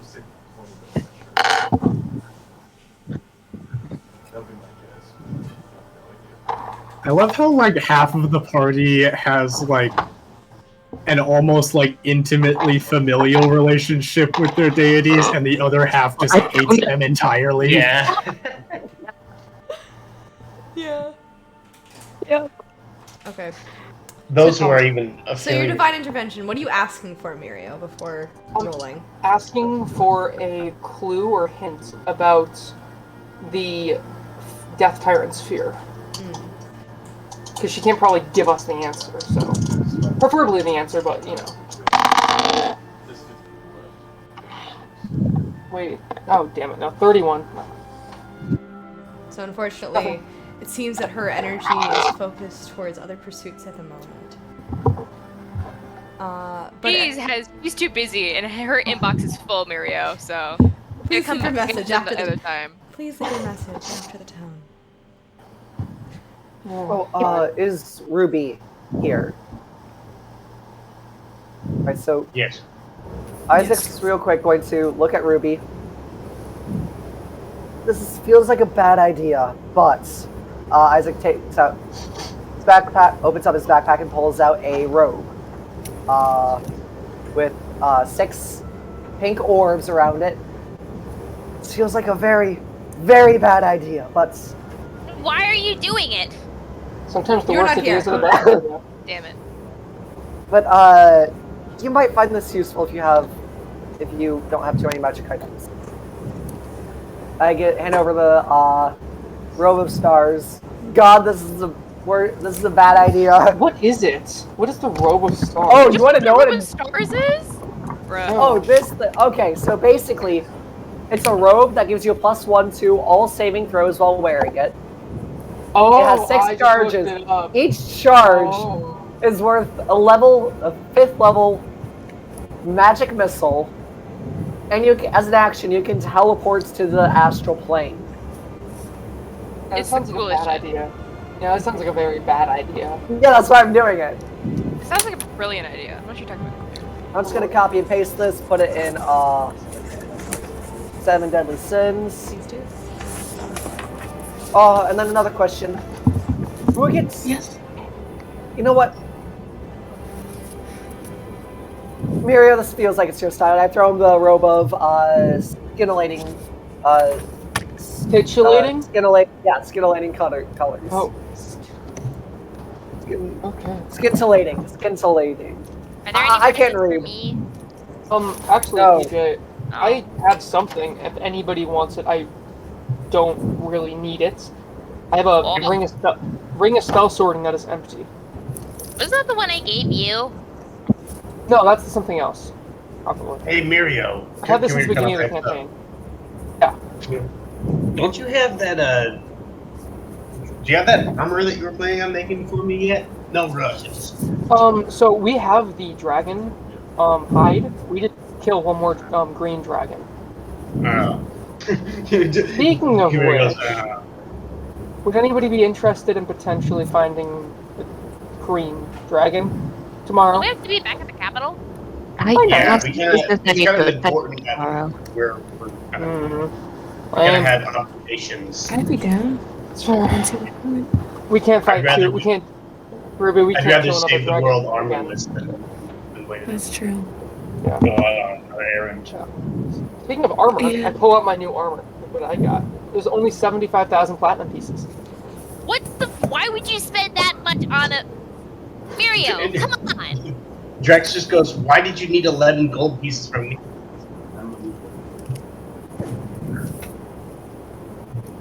Thank you. My pizza's here. I just had So, these. as Pretty good. everyone kind of exchanges magic items, I like to think that that's what Mirio did. Like Drax asked that, and he goes, "Ooh, this is scary." He just yes, leaves. sorry, Mario. And to make it clear, I'm giving Isaac my helm of awareness, almost like a trade per se. Okay. So as magic items are traded, as they are kind of given out and distributed, second night falls, and morning takes everyone. I will say, for the sake of brevity, as that is going to be a common factor within these 3 days, there's still a couple things we want to do. Don't forget, Yes. once we get back to the Agonia, Chimera wants That's the plan, actually. Okay. The party, if there anything else anyone wishes to do in Selma. I need to We had do 3 my days. shopping. Do we get multiple tinker checks? Yeah, no, you got that tinker check for that one day. But are we there for 3 days? You were there for 3 days, but the first day was spent, the looting, the whole thing with that. The second day was all spent And doing, then all of us working went on looting. again, but it's like sort of that level of like, I have to be able to delegate certain things, and I can't give you like a full 3 days of not looting, but being able for everyone to have their various things that they want to do.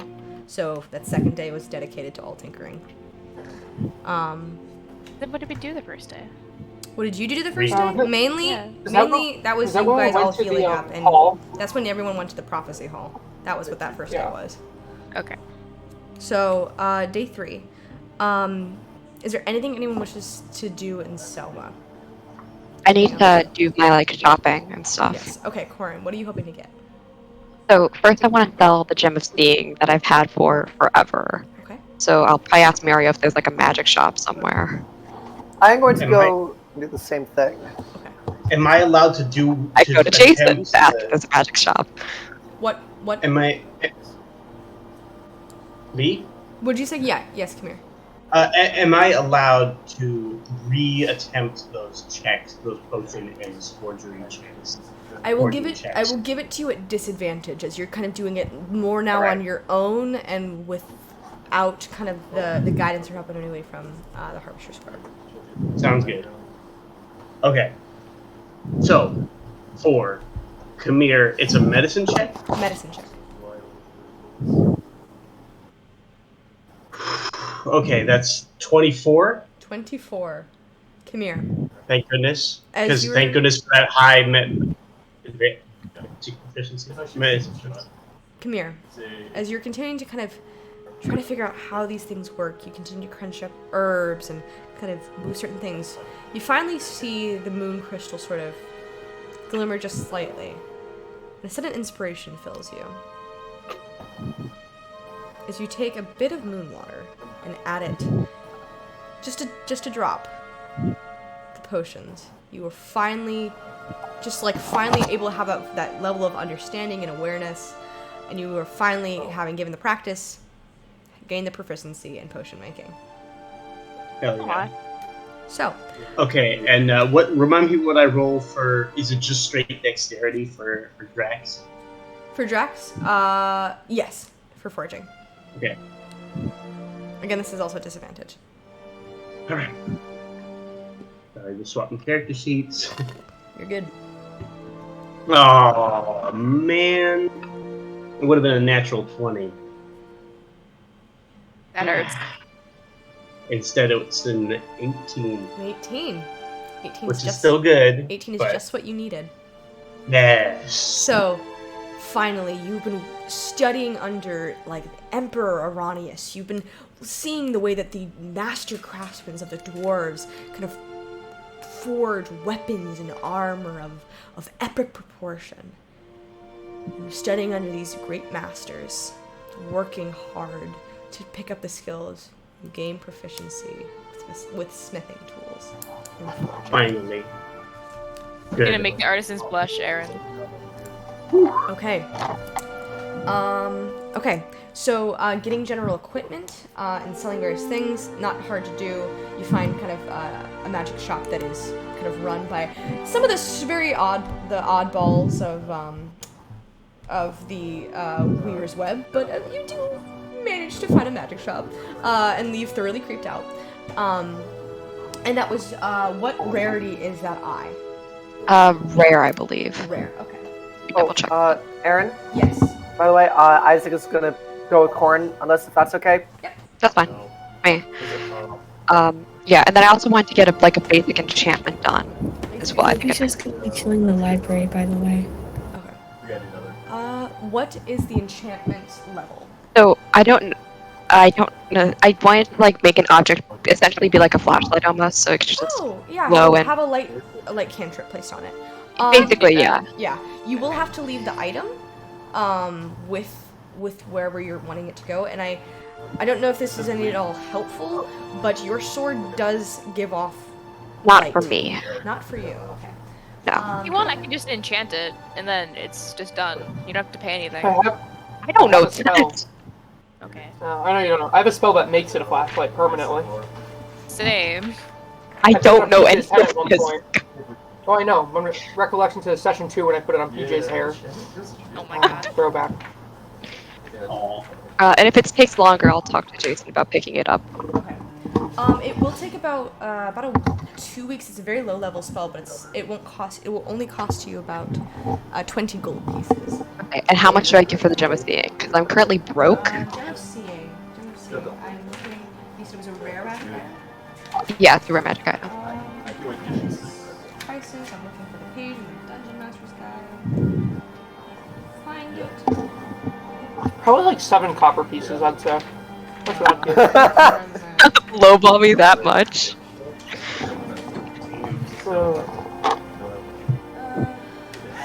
Here we are. Rare? Okay. You can get, if you go to the right merchant, to use, so you can get about 4,000 gold pieces. Okay, yeah. Yeah, so you sell it, and it's a very, interested, you see, a gnome with, a thin, pencil line mustache, is just, with these, large, emerald eyes, it's just, give, Exantrador. Take the gold, yes. And you're like, okay. And you just, take it, and you're like, the gnome creeps you out as you exit the Weaver's Web. And you're like, God, everybody in that fucking road is so strange. While we're here, there is something I'd like to do at the magic shop. Yes. What items does it look like they have? It seems that Exantrador, who is this is an acolyte of Atropos, based on her whole thing with knowing all, is just a fucking weird store. It's there's weird glass blown art pieces, and there's very strange orbs, and you can see what must be a cage of these just balls of fluff that just vibrate, and you're like, what are these? Tribbles from Star Trek. Yeah, it's just a very weird store, and it's the only thing that's lighting this space is just one small blue lantern, and everything else is dark. And you can see these glowing orbs of this gnome is just watching you. I'm just gonna ask him, do you happen to have a bag of holding? A bag that holds many things. A bag of holding, as you would say. Let me peruse my shelves. You can see he hops up on jumping from shelf to shelf, and just grabs onto it like a weird koala bear and just hugs tight to it. Would this suit your fancy? Is it a legit bag of holding? Roll an Arcana check. I have Mirio's with me right now. I never gave it back. That doesn't seem okay. Roll an Arcana check. Yeah, but I want my own for reasons. Yeah, fair enough. I don't care why you want it. I just want mine back. Okay. 18. Made of as deep as cerulean blue. It almost looks like lapis as you kind of moves it, and you're like,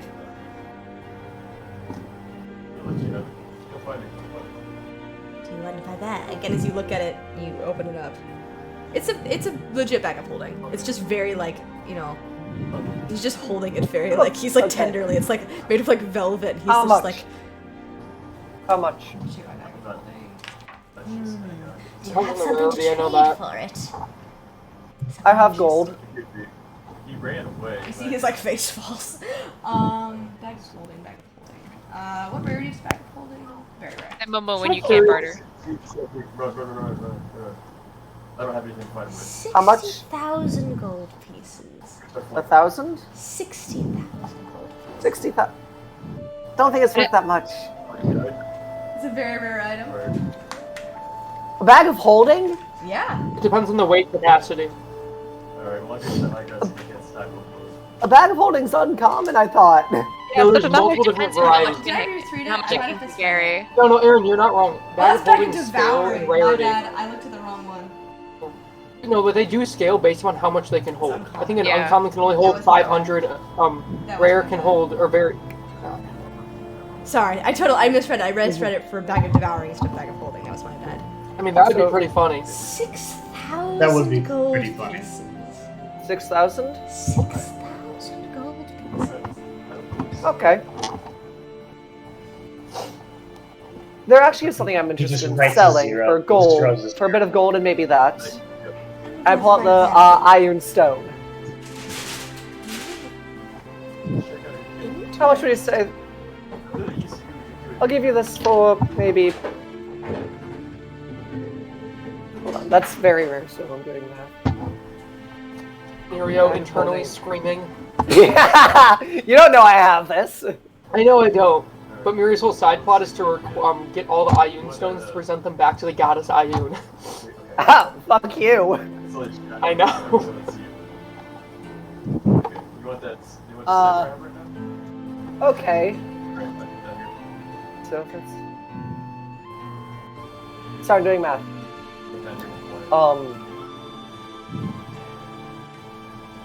Let's say I give you this for 50,000 gold pieces and the bag. And what does it do, mayhaps? Ever heard of an iron stone? Enlighten me. This is, well, would Isaac probably know what it is? Because I probably fucked Isaac with would it know a little what it bit. An iron stone is, this will make you far more dexterous acrobatic, and it's very extremely rare. It's only a few of its kind, from my understanding. I will say I'm very intrigued. Huh. Deal. And you see he like snatches it from No, you. I You're said- like, I said 50,000 gold and the bag of holding. and throws the bag of holding into your chest. You're like, you almost like are knocked by the weight. You're like kind of surprised because it's a very tiny gnome. Does he have the 50,000 gold? He takes it. Does he have I like asked 50,000 for it. gold? And he's like, Great. and just like scuttles away. All right, so I'm gonna make sure just inspect a couple pieces to make sure it's genuine. I don't want to be swindled here. Go and roll investigation. Side note, I could have also made you a bag of holding.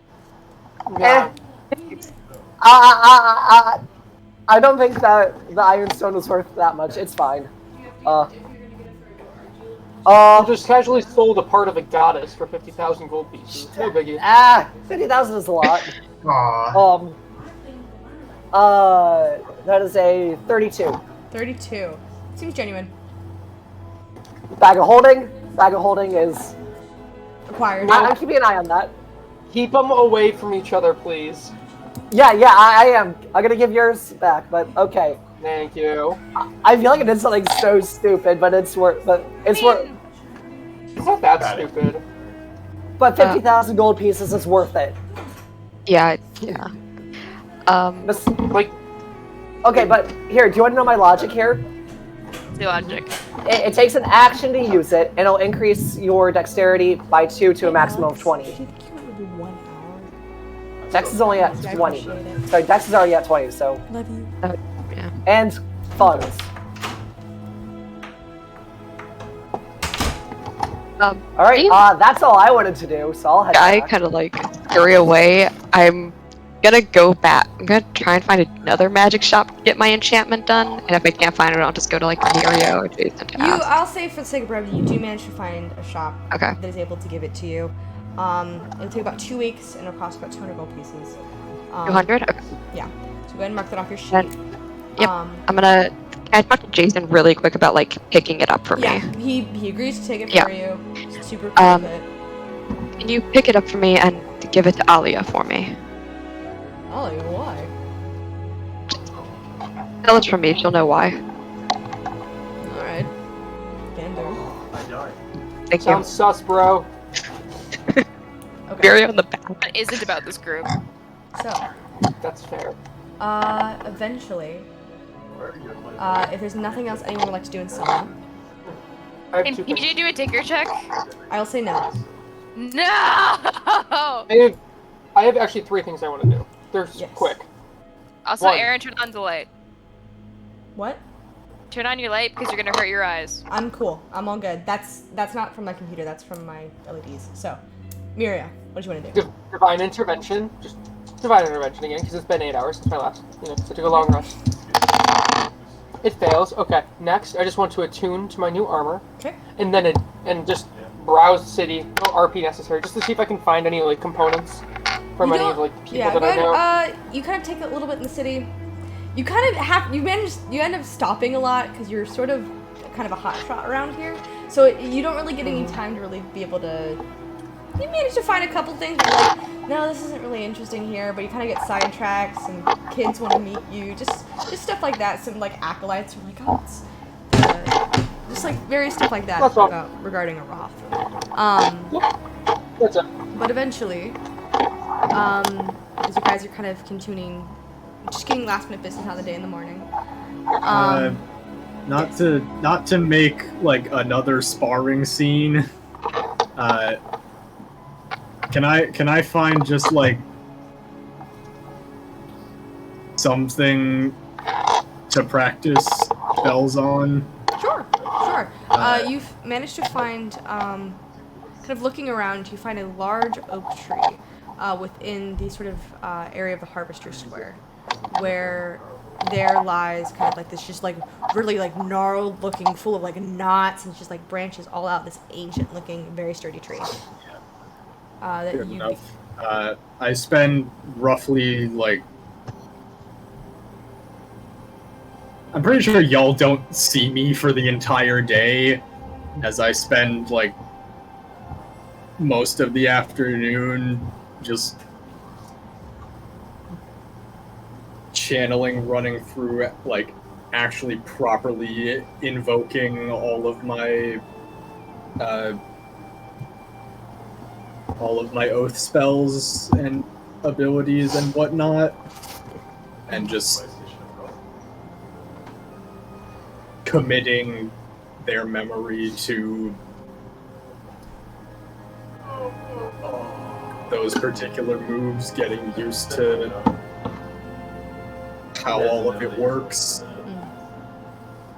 getting used to pulling power from conviction instead of from a deity.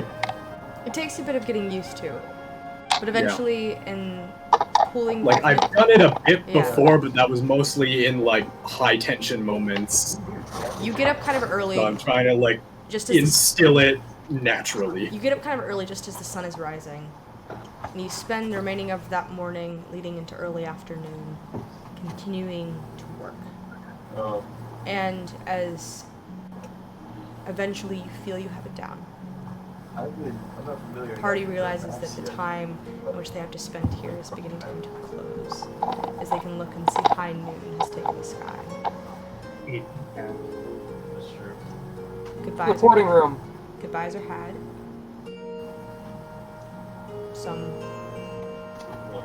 more difficult than others. but eventually you all teleport back to the Egonian Empire. Yeah. In which you can see you end up teleporting into the main facing chamber room of the second level of the Capitol building, in which you can see waiting for you, looking at a watch, tapping his foot, Of course. Azad. Hey, bro. You're late. Actually, time dilation dictates that we are, so...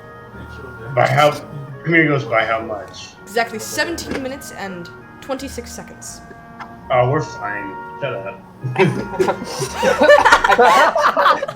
Wow. Even Kamir's like, come on. Kamir is my hero. So not Kamir. What's his face? No, that was Kamir who said that. Perfect. Kamir is not my new But hero. Kamir is your hero. Well, Better believe unlike some of you, we have a schedule that we need to keep here. Thank you very much. Hard to keep a schedule of no kingdom. Did you see the? I'm going to choose. Miriam, okay. No, that- Miriam, that was uncalled. Miriam, that was. I'm going to I'm choose. still to very ignore- small. Savage. Yeah. I'm going to choose to ignore that comment for the sake of brevity. He said it.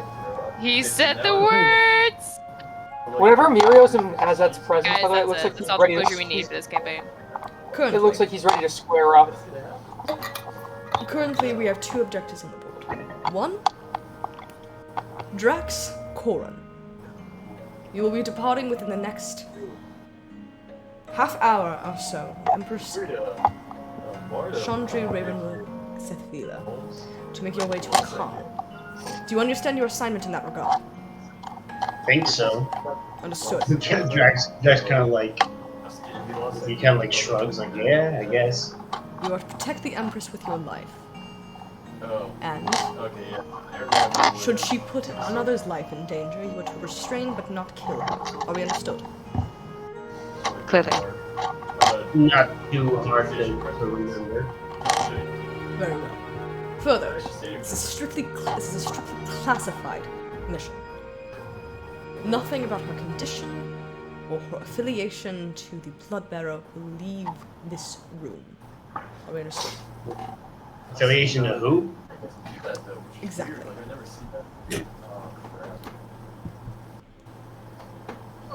Next, Oh crap. I'm interested in taking a small party to an interrogation of sorts with an individual who we think might be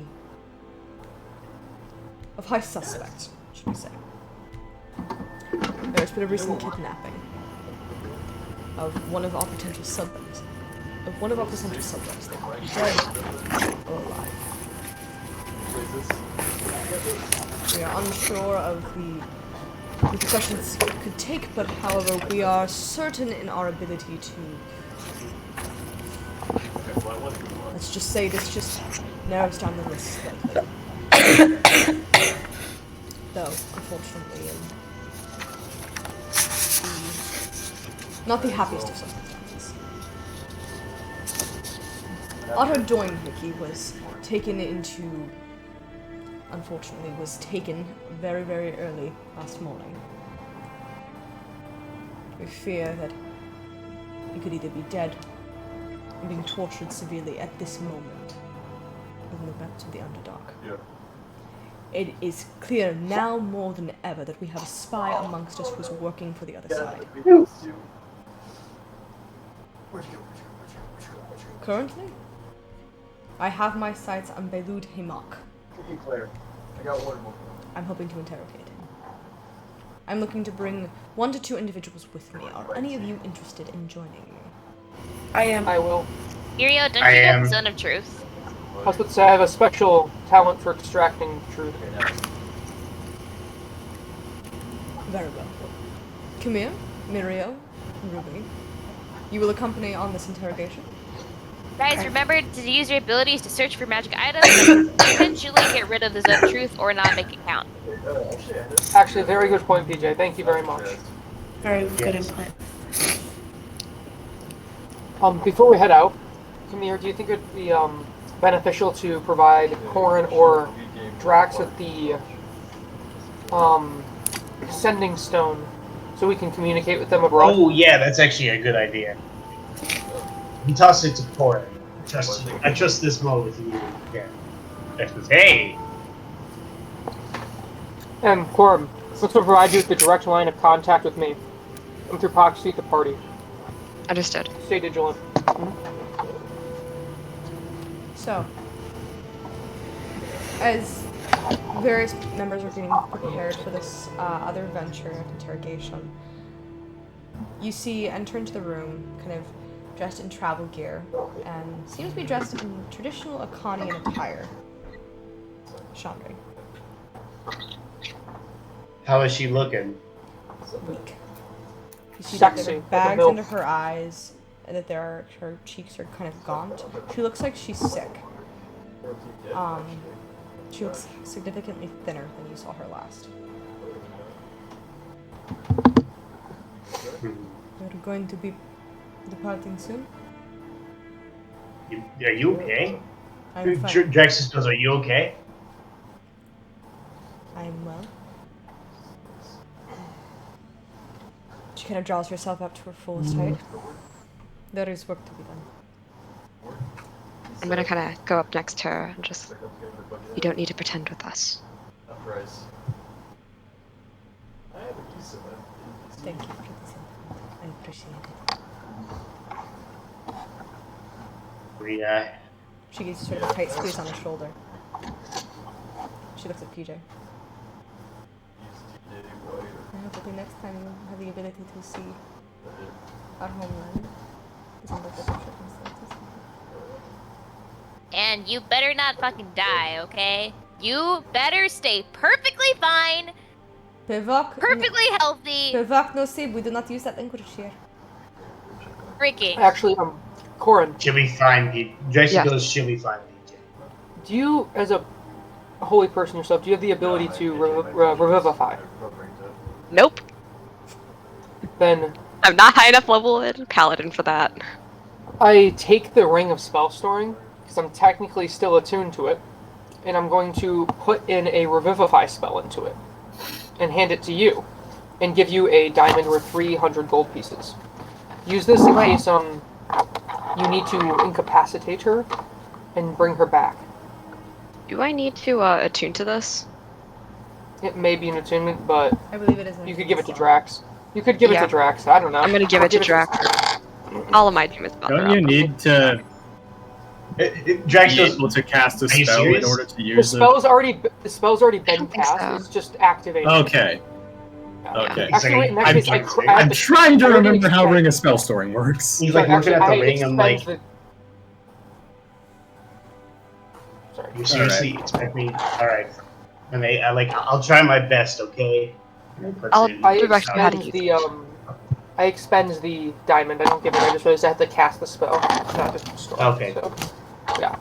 So just whenever you're ready, activate it. He puts it on one of his fingers. I wish you the best of luck as you venture into the depths of the Underdark. Yeah. Don't die, Isaac. I won't. Good. You're not allowed to either. We're gonna see him again. Right. I was thinking, I still have that right now, but I didn't know. Right before they leave, I'm gonna go up to Corin. It's like hand on the shoulder. Move fast. Move safe. And if she, and I give like the meaningful, you know which she I'm talking about, gives you any trouble, crush her without hesitation. Amen. I shall. Let Didar protect us both. You guys play Red Dead Online yet? Alright, so where to, lady? Incident? It looks up at Chandra. She takes both. She reaches out for both your hands. It will only be momentarily. And hold your breath. It can be nauseating the first time. Alright. And as she Okay. clasps both of your hands, you away, teleporting, cracking in space, turning on the spot.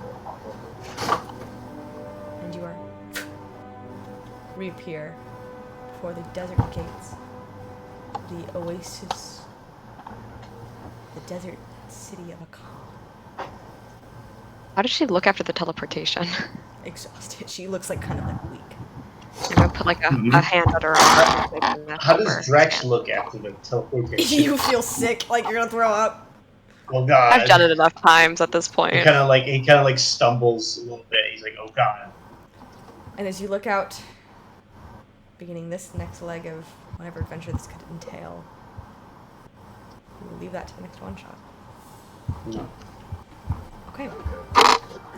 Instead, falling back within the Agonian Empire, you see Azek continues to stand there.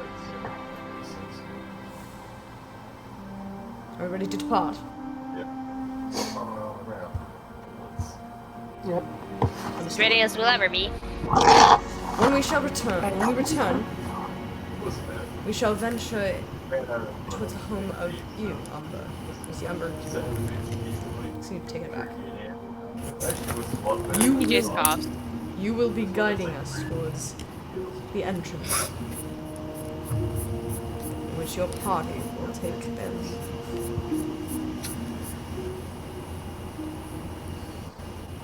I expect only the best from you.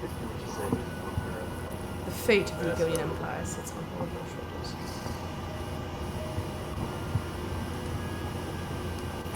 Let us depart.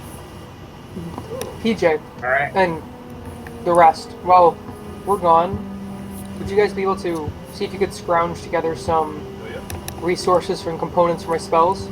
Less about the whereabouts of these and the location where you found these objects I do not need to know of if necessary, but if you can find diamonds or precious gems, we need them at all costs. Warren, I don't think it's the best idea we explore an abandoned city with these, especially not right now. We're in the capital. I don't know what PJ knows. I don't want to know some of the things, Isn't but this city on You lockdown? will not want to know some of the things. I prefer So we don't keep it talk that about this way. here. Chandru, wait, Our Chandru's block. not there. No, this is Azek talking. It sounded like you did a Chandru. Oh, voice. sorry. Somebody talked about it. I apologize. it sounds like a Russian. He is.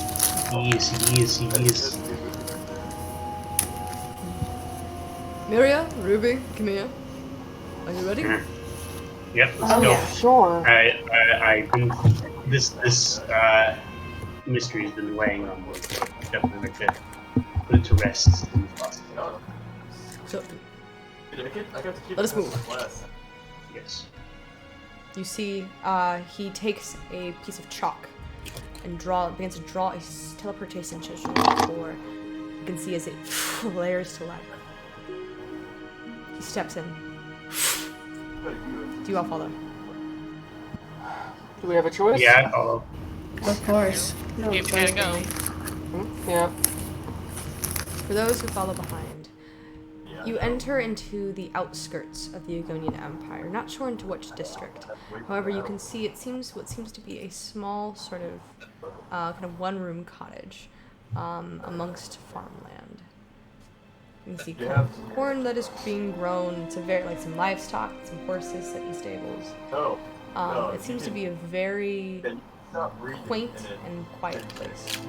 You see smoke out of the chimney as you have teleported directly in front of this door, where you can see as it sort of moves aside, the teleportation circle that you can see was sketched long ago towards where this door is. I immediately cast tongues. Okay. And you can That's see, actually a good idea. The Kamigo's good idea. and you can see all that is there is a front door. As it approaches, knocks on it.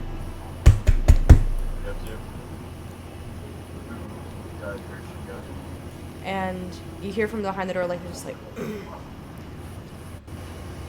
I'm a coming. And opening the door seems to be a very buff looking half-orc. Kind of greenish skin, a kind of very thick, full beard, a scar that reaches across his right eye and all the way down to tusks that reach out. You see as he walks forward, his hand sort of shakes as it's on the door. His sleeves are kind of rolled up with suspenders. He looks at you. Hi. What can I seem to help you with? Hello, sir. Kamir kind of is just like, hello. We'd like to ask you a few questions. He kind of looks amongst all of you, recognizes as That's true, just like rediscovered songs. As it. It just feels like he has. General Commander. You're here? This seems serious. I have more than Come in. To the bar. Opens the door and gestures for you all to enter inside. Come on in. Right. He sort of sits you all down, makes a cup of tea. You can see as he comes down, his hands are sort of shaking as he pours it. It kind of clatters as he hands each of you tea. And sits down. Does he look sick? Like getting from this? Roll an insight check. Both of you. Thank you. Oh, I don't know if he check, like. yeah. Okay. I was like, I just want to know if he's like not or physically ill. Guidance of myself. 24. 24, Ruby? And Muriel? 1 minute, I'm adding my stuff. 21. 21. He seems to have severe arthritis in his hands, and it caused him to shake. Ruby. Just out of curiosity, does any spell that I know cure arthritis? Not Wait, spells, any real spells that you would know, unless it's cut off Isn't their arthritis hands Isn't arthritis due to degenerative nervous system stuff? Technically, yes. Can I cast regeneration or regenerate on his Regenerate, hands? it would cause you to have to cut off his hands first. Then you could No, regenerate. it would regenerate the deteriorating I would nerves. say that you would need to actually cut off his hands and then regenerate it. Look, this guy might be responsible for a bunch of people getting kidnapped. Do we really want to be outnumbered with this? No one deserves to be in a lifetime of pain. Ruby. I do. The vibe that you kind of get about this guy, he seems generally pretty aloof and very confused as to what is happening. But he understands the severity of the situation based on who's here. Yeah, it's close. He sort of We're supposed to by a lot. sits down. What seems to be the problem? Yeah. Yeah, it's the second quarter, I think. Are you aware of the Physically look around for traps. I'm sorry. What do you want to do, Ruby? Can I look around for traps? See if there's anything that sticks out. You would need to get up from the table and actively search around, if so. Then no, I don't want to do that. Okay. I cast guidance to myself in it. Are you aware of the current happenings in the Egonian Empire? I'm aware there have been several attacks, yes. Frankly, I don't Are you aware? Out in the city. I moved out here for a bit of peace and quiet. I am aware that there's been a lockdown since several districts. That's an understatement. Can I actively? I'm actively seeking to tell if he's lying or not. Roll in. Actively trying to tell. I don't have the spell Zone of Truth prepared, so we're doing this the old-fashioned way. I would love for Use that guidance, and I'm gonna cast guidance immediately once I'm done. What language is he speaking, by the way? Common. Okay. 25? 25. Seems to be telling the truth. Okay. Are you aware of the nature of such attacks? I can't say I am.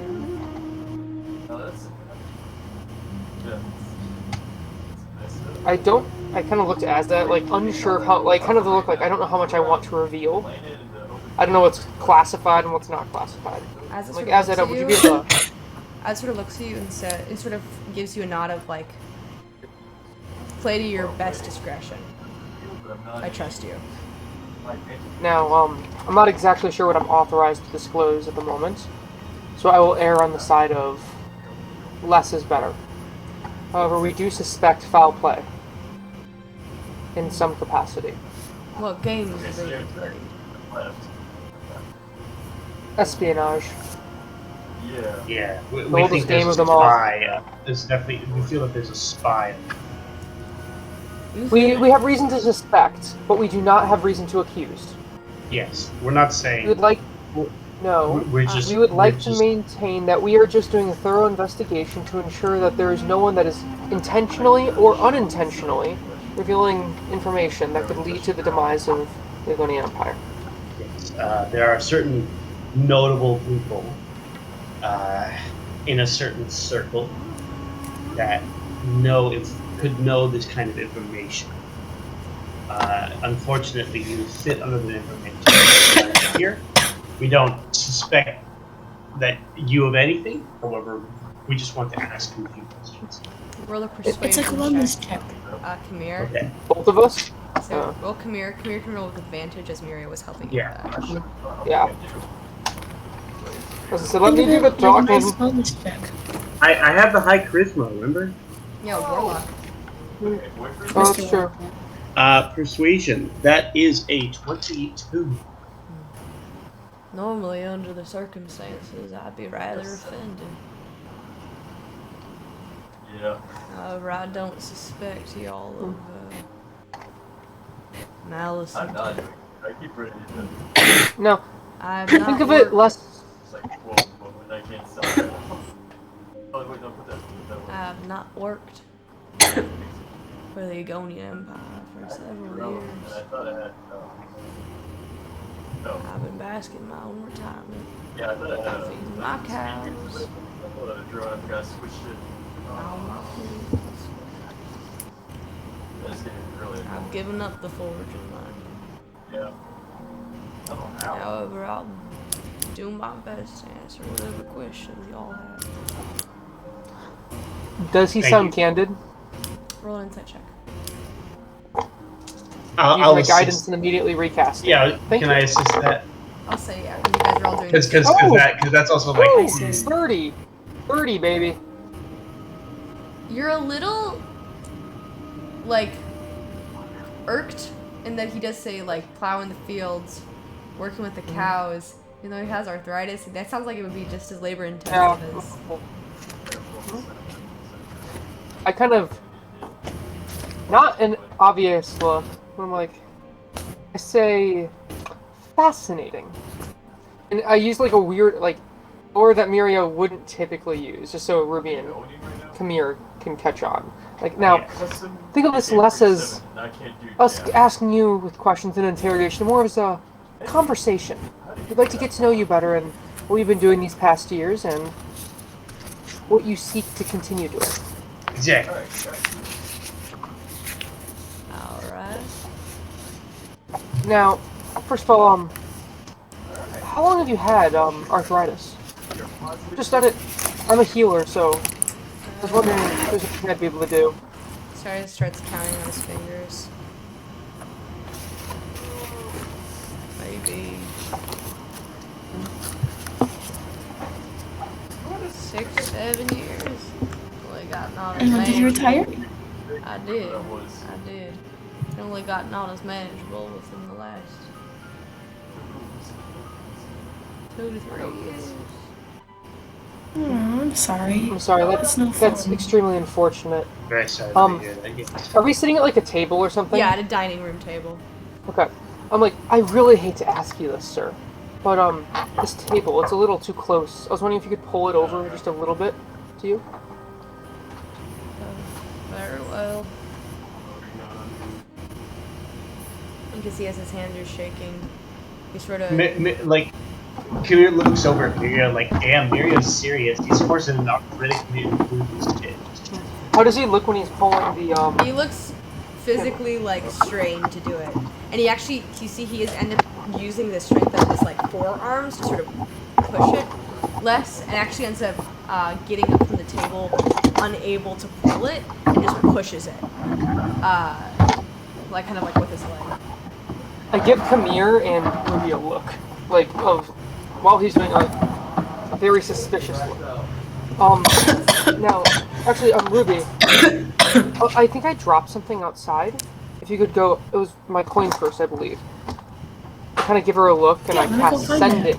I cast sending real quick, And I say, see the state of the rest of the farm and estate, especially the farm and cows.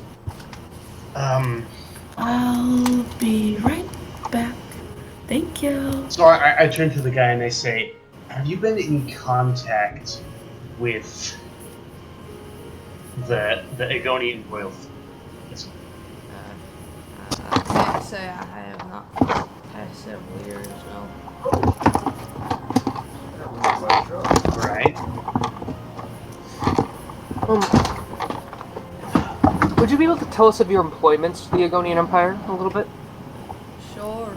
I worked under a team of hand-picked individuals by the Emperor. And I don't mean to toot my own horn or nothing, but I was a very skilled battlesmith in the day. Graduated top of my class. Was in the M district. And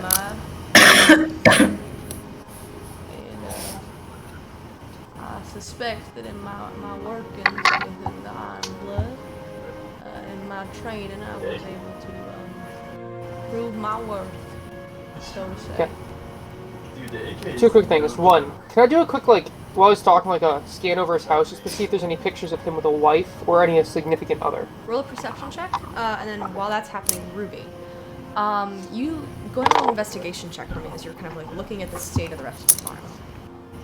Oh, hell yeah. 1 second. Sorry, I have my dice roller. I have to do the app. Investigation, you said? Yes. 28. 28. The farm looks like, at least, it was in good keep. It was in good keep until probably very recently. How recently are we talking? Last couple of months. You can see that there's some areas that are overgrown. Some of the animals aren't as well kept as they could have been. But it looks like at some point, it was a very well kept farm, and then it was sort of not as well kept within the last couple of months. You can see sort of boards are out of place. Certain areas of things that aren't really used a ton are in nice order, but things that would require a lot of hard work and labor are not as well managed. Mira. How about the animals? How are the animals looking? Okay. Yeah. They seem How to are be the moo-moos? They seem well fed and well cared for, but they're not super well groomed. And it doesn't look like for the horses that there's been a real adequate job of cleaning out their hooves or anything. That would be probably for what, months? Yeah, probably about within the past couple of months, yeah. I'm gonna sending this information back to Muriel. Mira, as you're kind of looking around as this information is being shared, you do see there are several photographs not of a significant other, but you do see of another individual. Seems to be a dwarf. Dwarven woman, maybe on the younger side, thick ginger hair that sort of is braided on the side,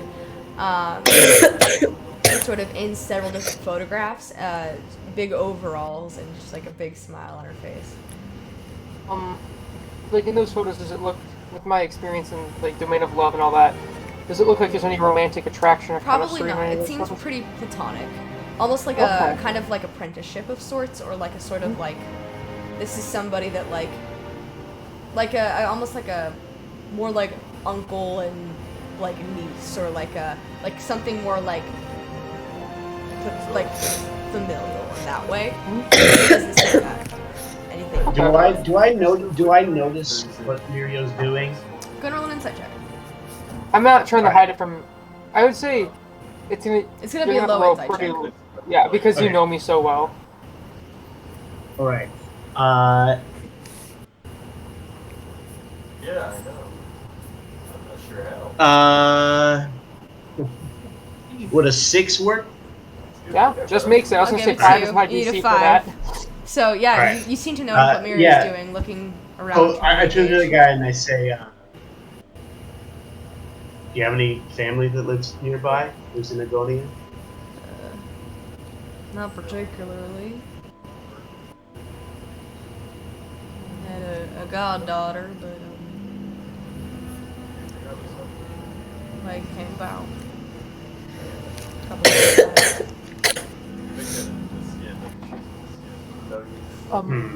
If I may ask, do you know where did you bury her?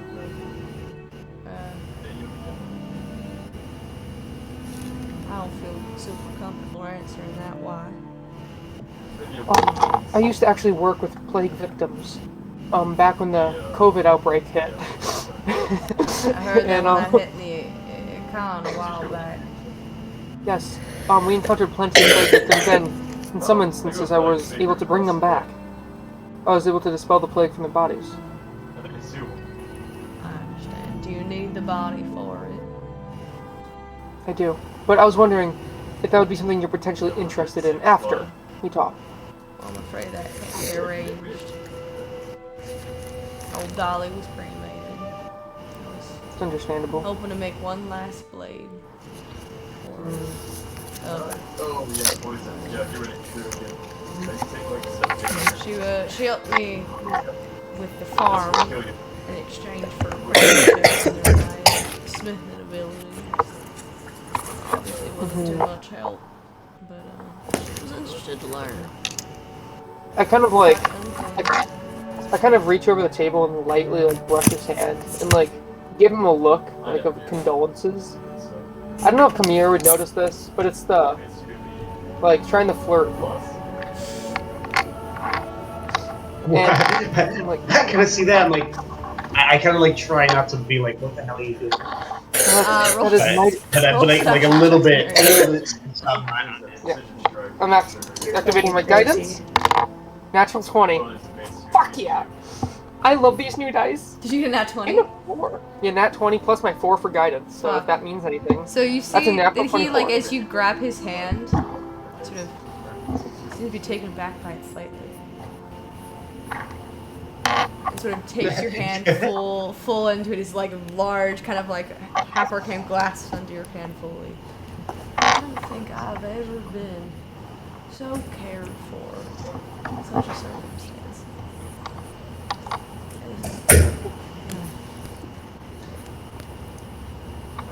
Sorry, ship this. Okay. I'm sorry. I know losing someone can be very hard, but I miss old Dolly every day.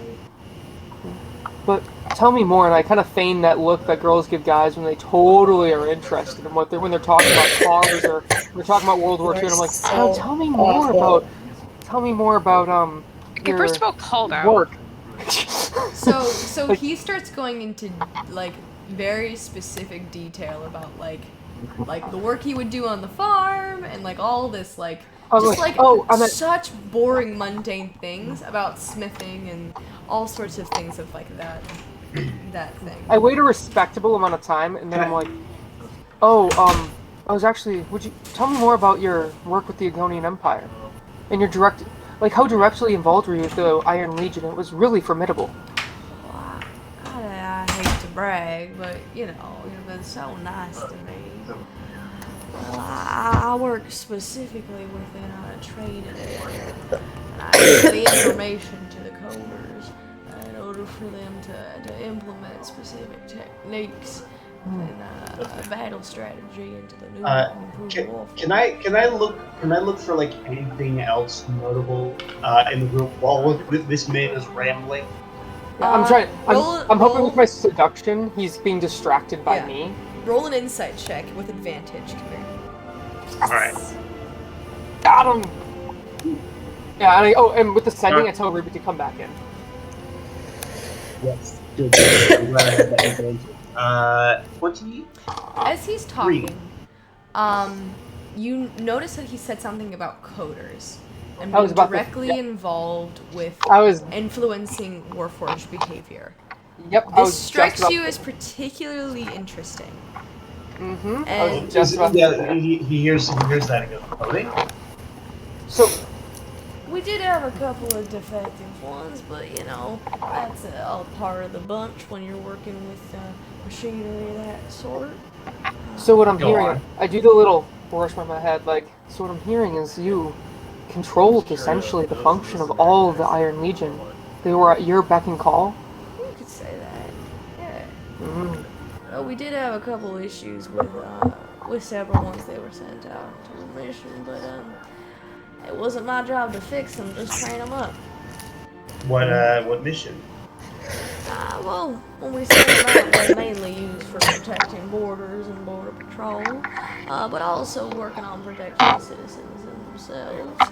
Certain city areas require a bit more protection than others, and well, I did work for a time when the war that took place, and though I only worked on it briefly. Yeah. Well, a man as powerful as you must have friends in high places. And then I pause or I give him a kind of a wink and a devilish smile, low places for that matter. Well, everybody seems to be shorter than me these days, but no, pretty much no, none of my coworkers seem to actually want to talk with me. What about others, outsiders? Well, other than old Dolly, that was the only one who would actually pay attention to me after I hit my retirement. Nobody was interested in an old, defective Smith like me. I kind of send a silent prayer to Roth. I'm like, forgive me for what I'm about to do. I'm like, really, but your work, it's mightier than the gods itself. I mean, I can't imagine that you wouldn't be showered with gifts from admirers, both lawful and evil. From both down below and above. Oh, well, you flatter me. I don't know about all that. Is there any other questions y'all got for me? I look to Mirio, kind of like, okay. So I have a few more, but so you've never no one, especially from like I'm gonna say, the Feywild or the Underdark, just the two closer realms. Have the what now? That answers my question. So no one. Have you ever talked about your work with anybody else?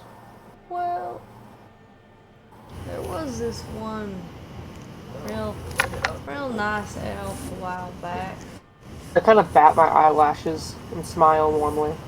And I came around to visit. I think they were a Kamir's like no longer. Kamir's no longer looking at the same face. I had some came and talked to me about my work and actually coding actually.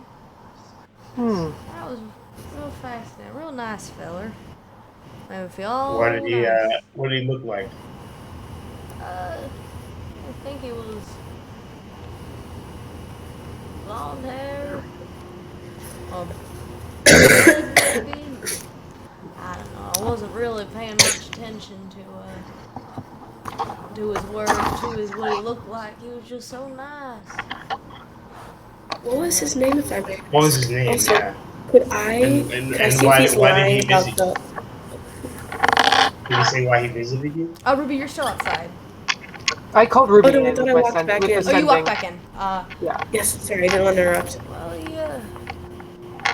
he said he was visiting me because he was so fascinated by my work. Did he say how he knew your work? I don't remember particularly. He brought over a lot of whiskey, and I can't say I super remember everything that happened. He was what kind of elf was he? Do you at least remember that? I suspect a tall one. Mirio visibly cringes. I met some pretty short elves. I'm like, I look at Mirio, like, help me out. What do I do? What particularly did he seem interested in with your work? Coding, actually. Yeah. I work to understand Warforged behavior. What was his interest in? Like, was he some random person, or did he have experience? Why did he seem so interested? He looked pretty well dressed. Maybe for money. them merchant types, you know how they get. They can have gold and something, they're gonna be interested in it. But I mean, I wasn't gonna turn down any booze.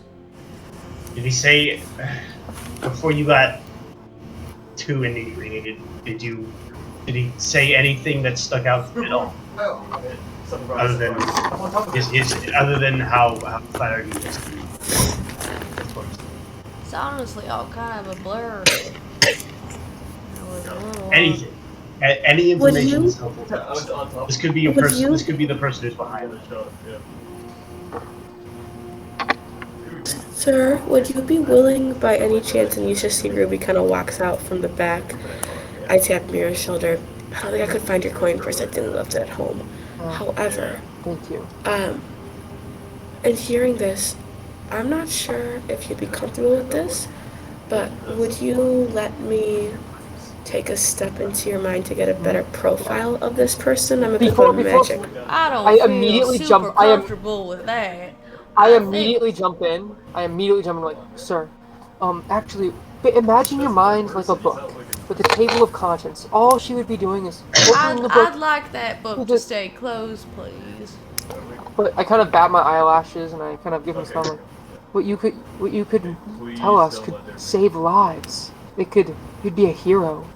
You'd be my hero. I think y'all should go. I think this was a nice meeting. Sir, can you just anything that stood out about this person, and then we will be on our way. I promise. It lies in your duty. Your duty is to serve Agonia. Remember. That ain't my duty no more. I don't get a paycheck from them. I don't see a wink of gold from the Agoni Empire no more. Not about gold, sir. It's about honor. It's about protecting the innocent lives that live here. About being a citizen of both this nation and this world. What would your niece say? Oh, call that. Oh. She said it. You finally brought it up. I wasn't gonna go there, but roll a persuasion check with disadvantage. Sorry, I just fucked this up, guys. Does this help at all? Like, just get rid of disadvantage? Okay. Can I provide advantage for? You're messed up. No, actually, I rolled very well. Persuasion. I'm sorry. It's okay. I rolled a 19 and a 16, but I gotta see what I add on for persuasion. It's charisma. Charisma? Mm-hmm. Unless you're proficient. That'd be 18.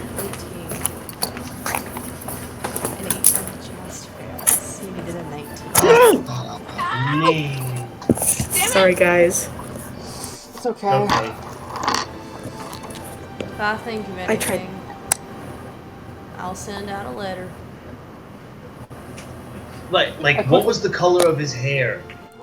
Come here, I don't think we're going to be getting anything. I just that's literally more than nothing. Dude, he already said blonde. Yeah. He said either blonde or red. He couldn't remember. I quickly withdraw my hands and I kind of stand up very formally and rigidly.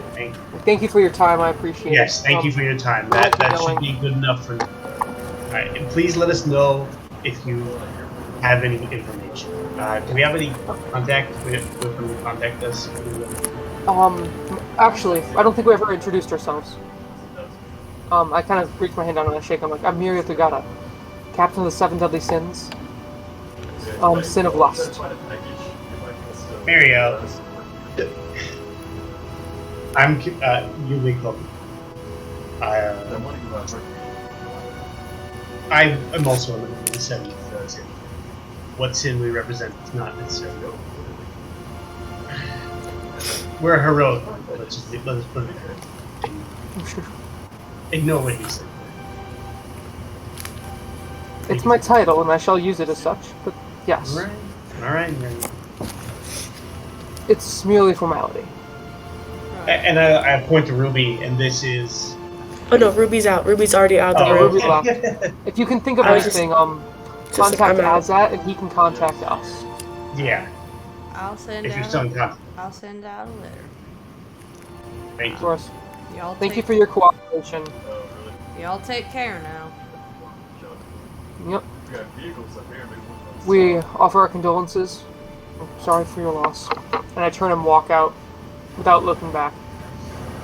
You hear the door hurry behind you as you walk out. Well, I don't know if that was helpful or not, but information was certainly gathered. And for what it's worth, we have that narrows down our suspect list, or does the opposite. we got Names- some information. names don't do anything about that man either, and shapes can be changed. So the important takeaway here is that I think this is our man. I think he was inebriated to the point where he was able to reveal weaknesses in the code or vulnerabilities that one would be able to take advantage of and turn the Iron Legion against us. yeah. You know, One right now. so then would that mean that would we even know this person who's got this information? For all we know, there could be multiple. I mean, like, Azad, do you know anybody anybody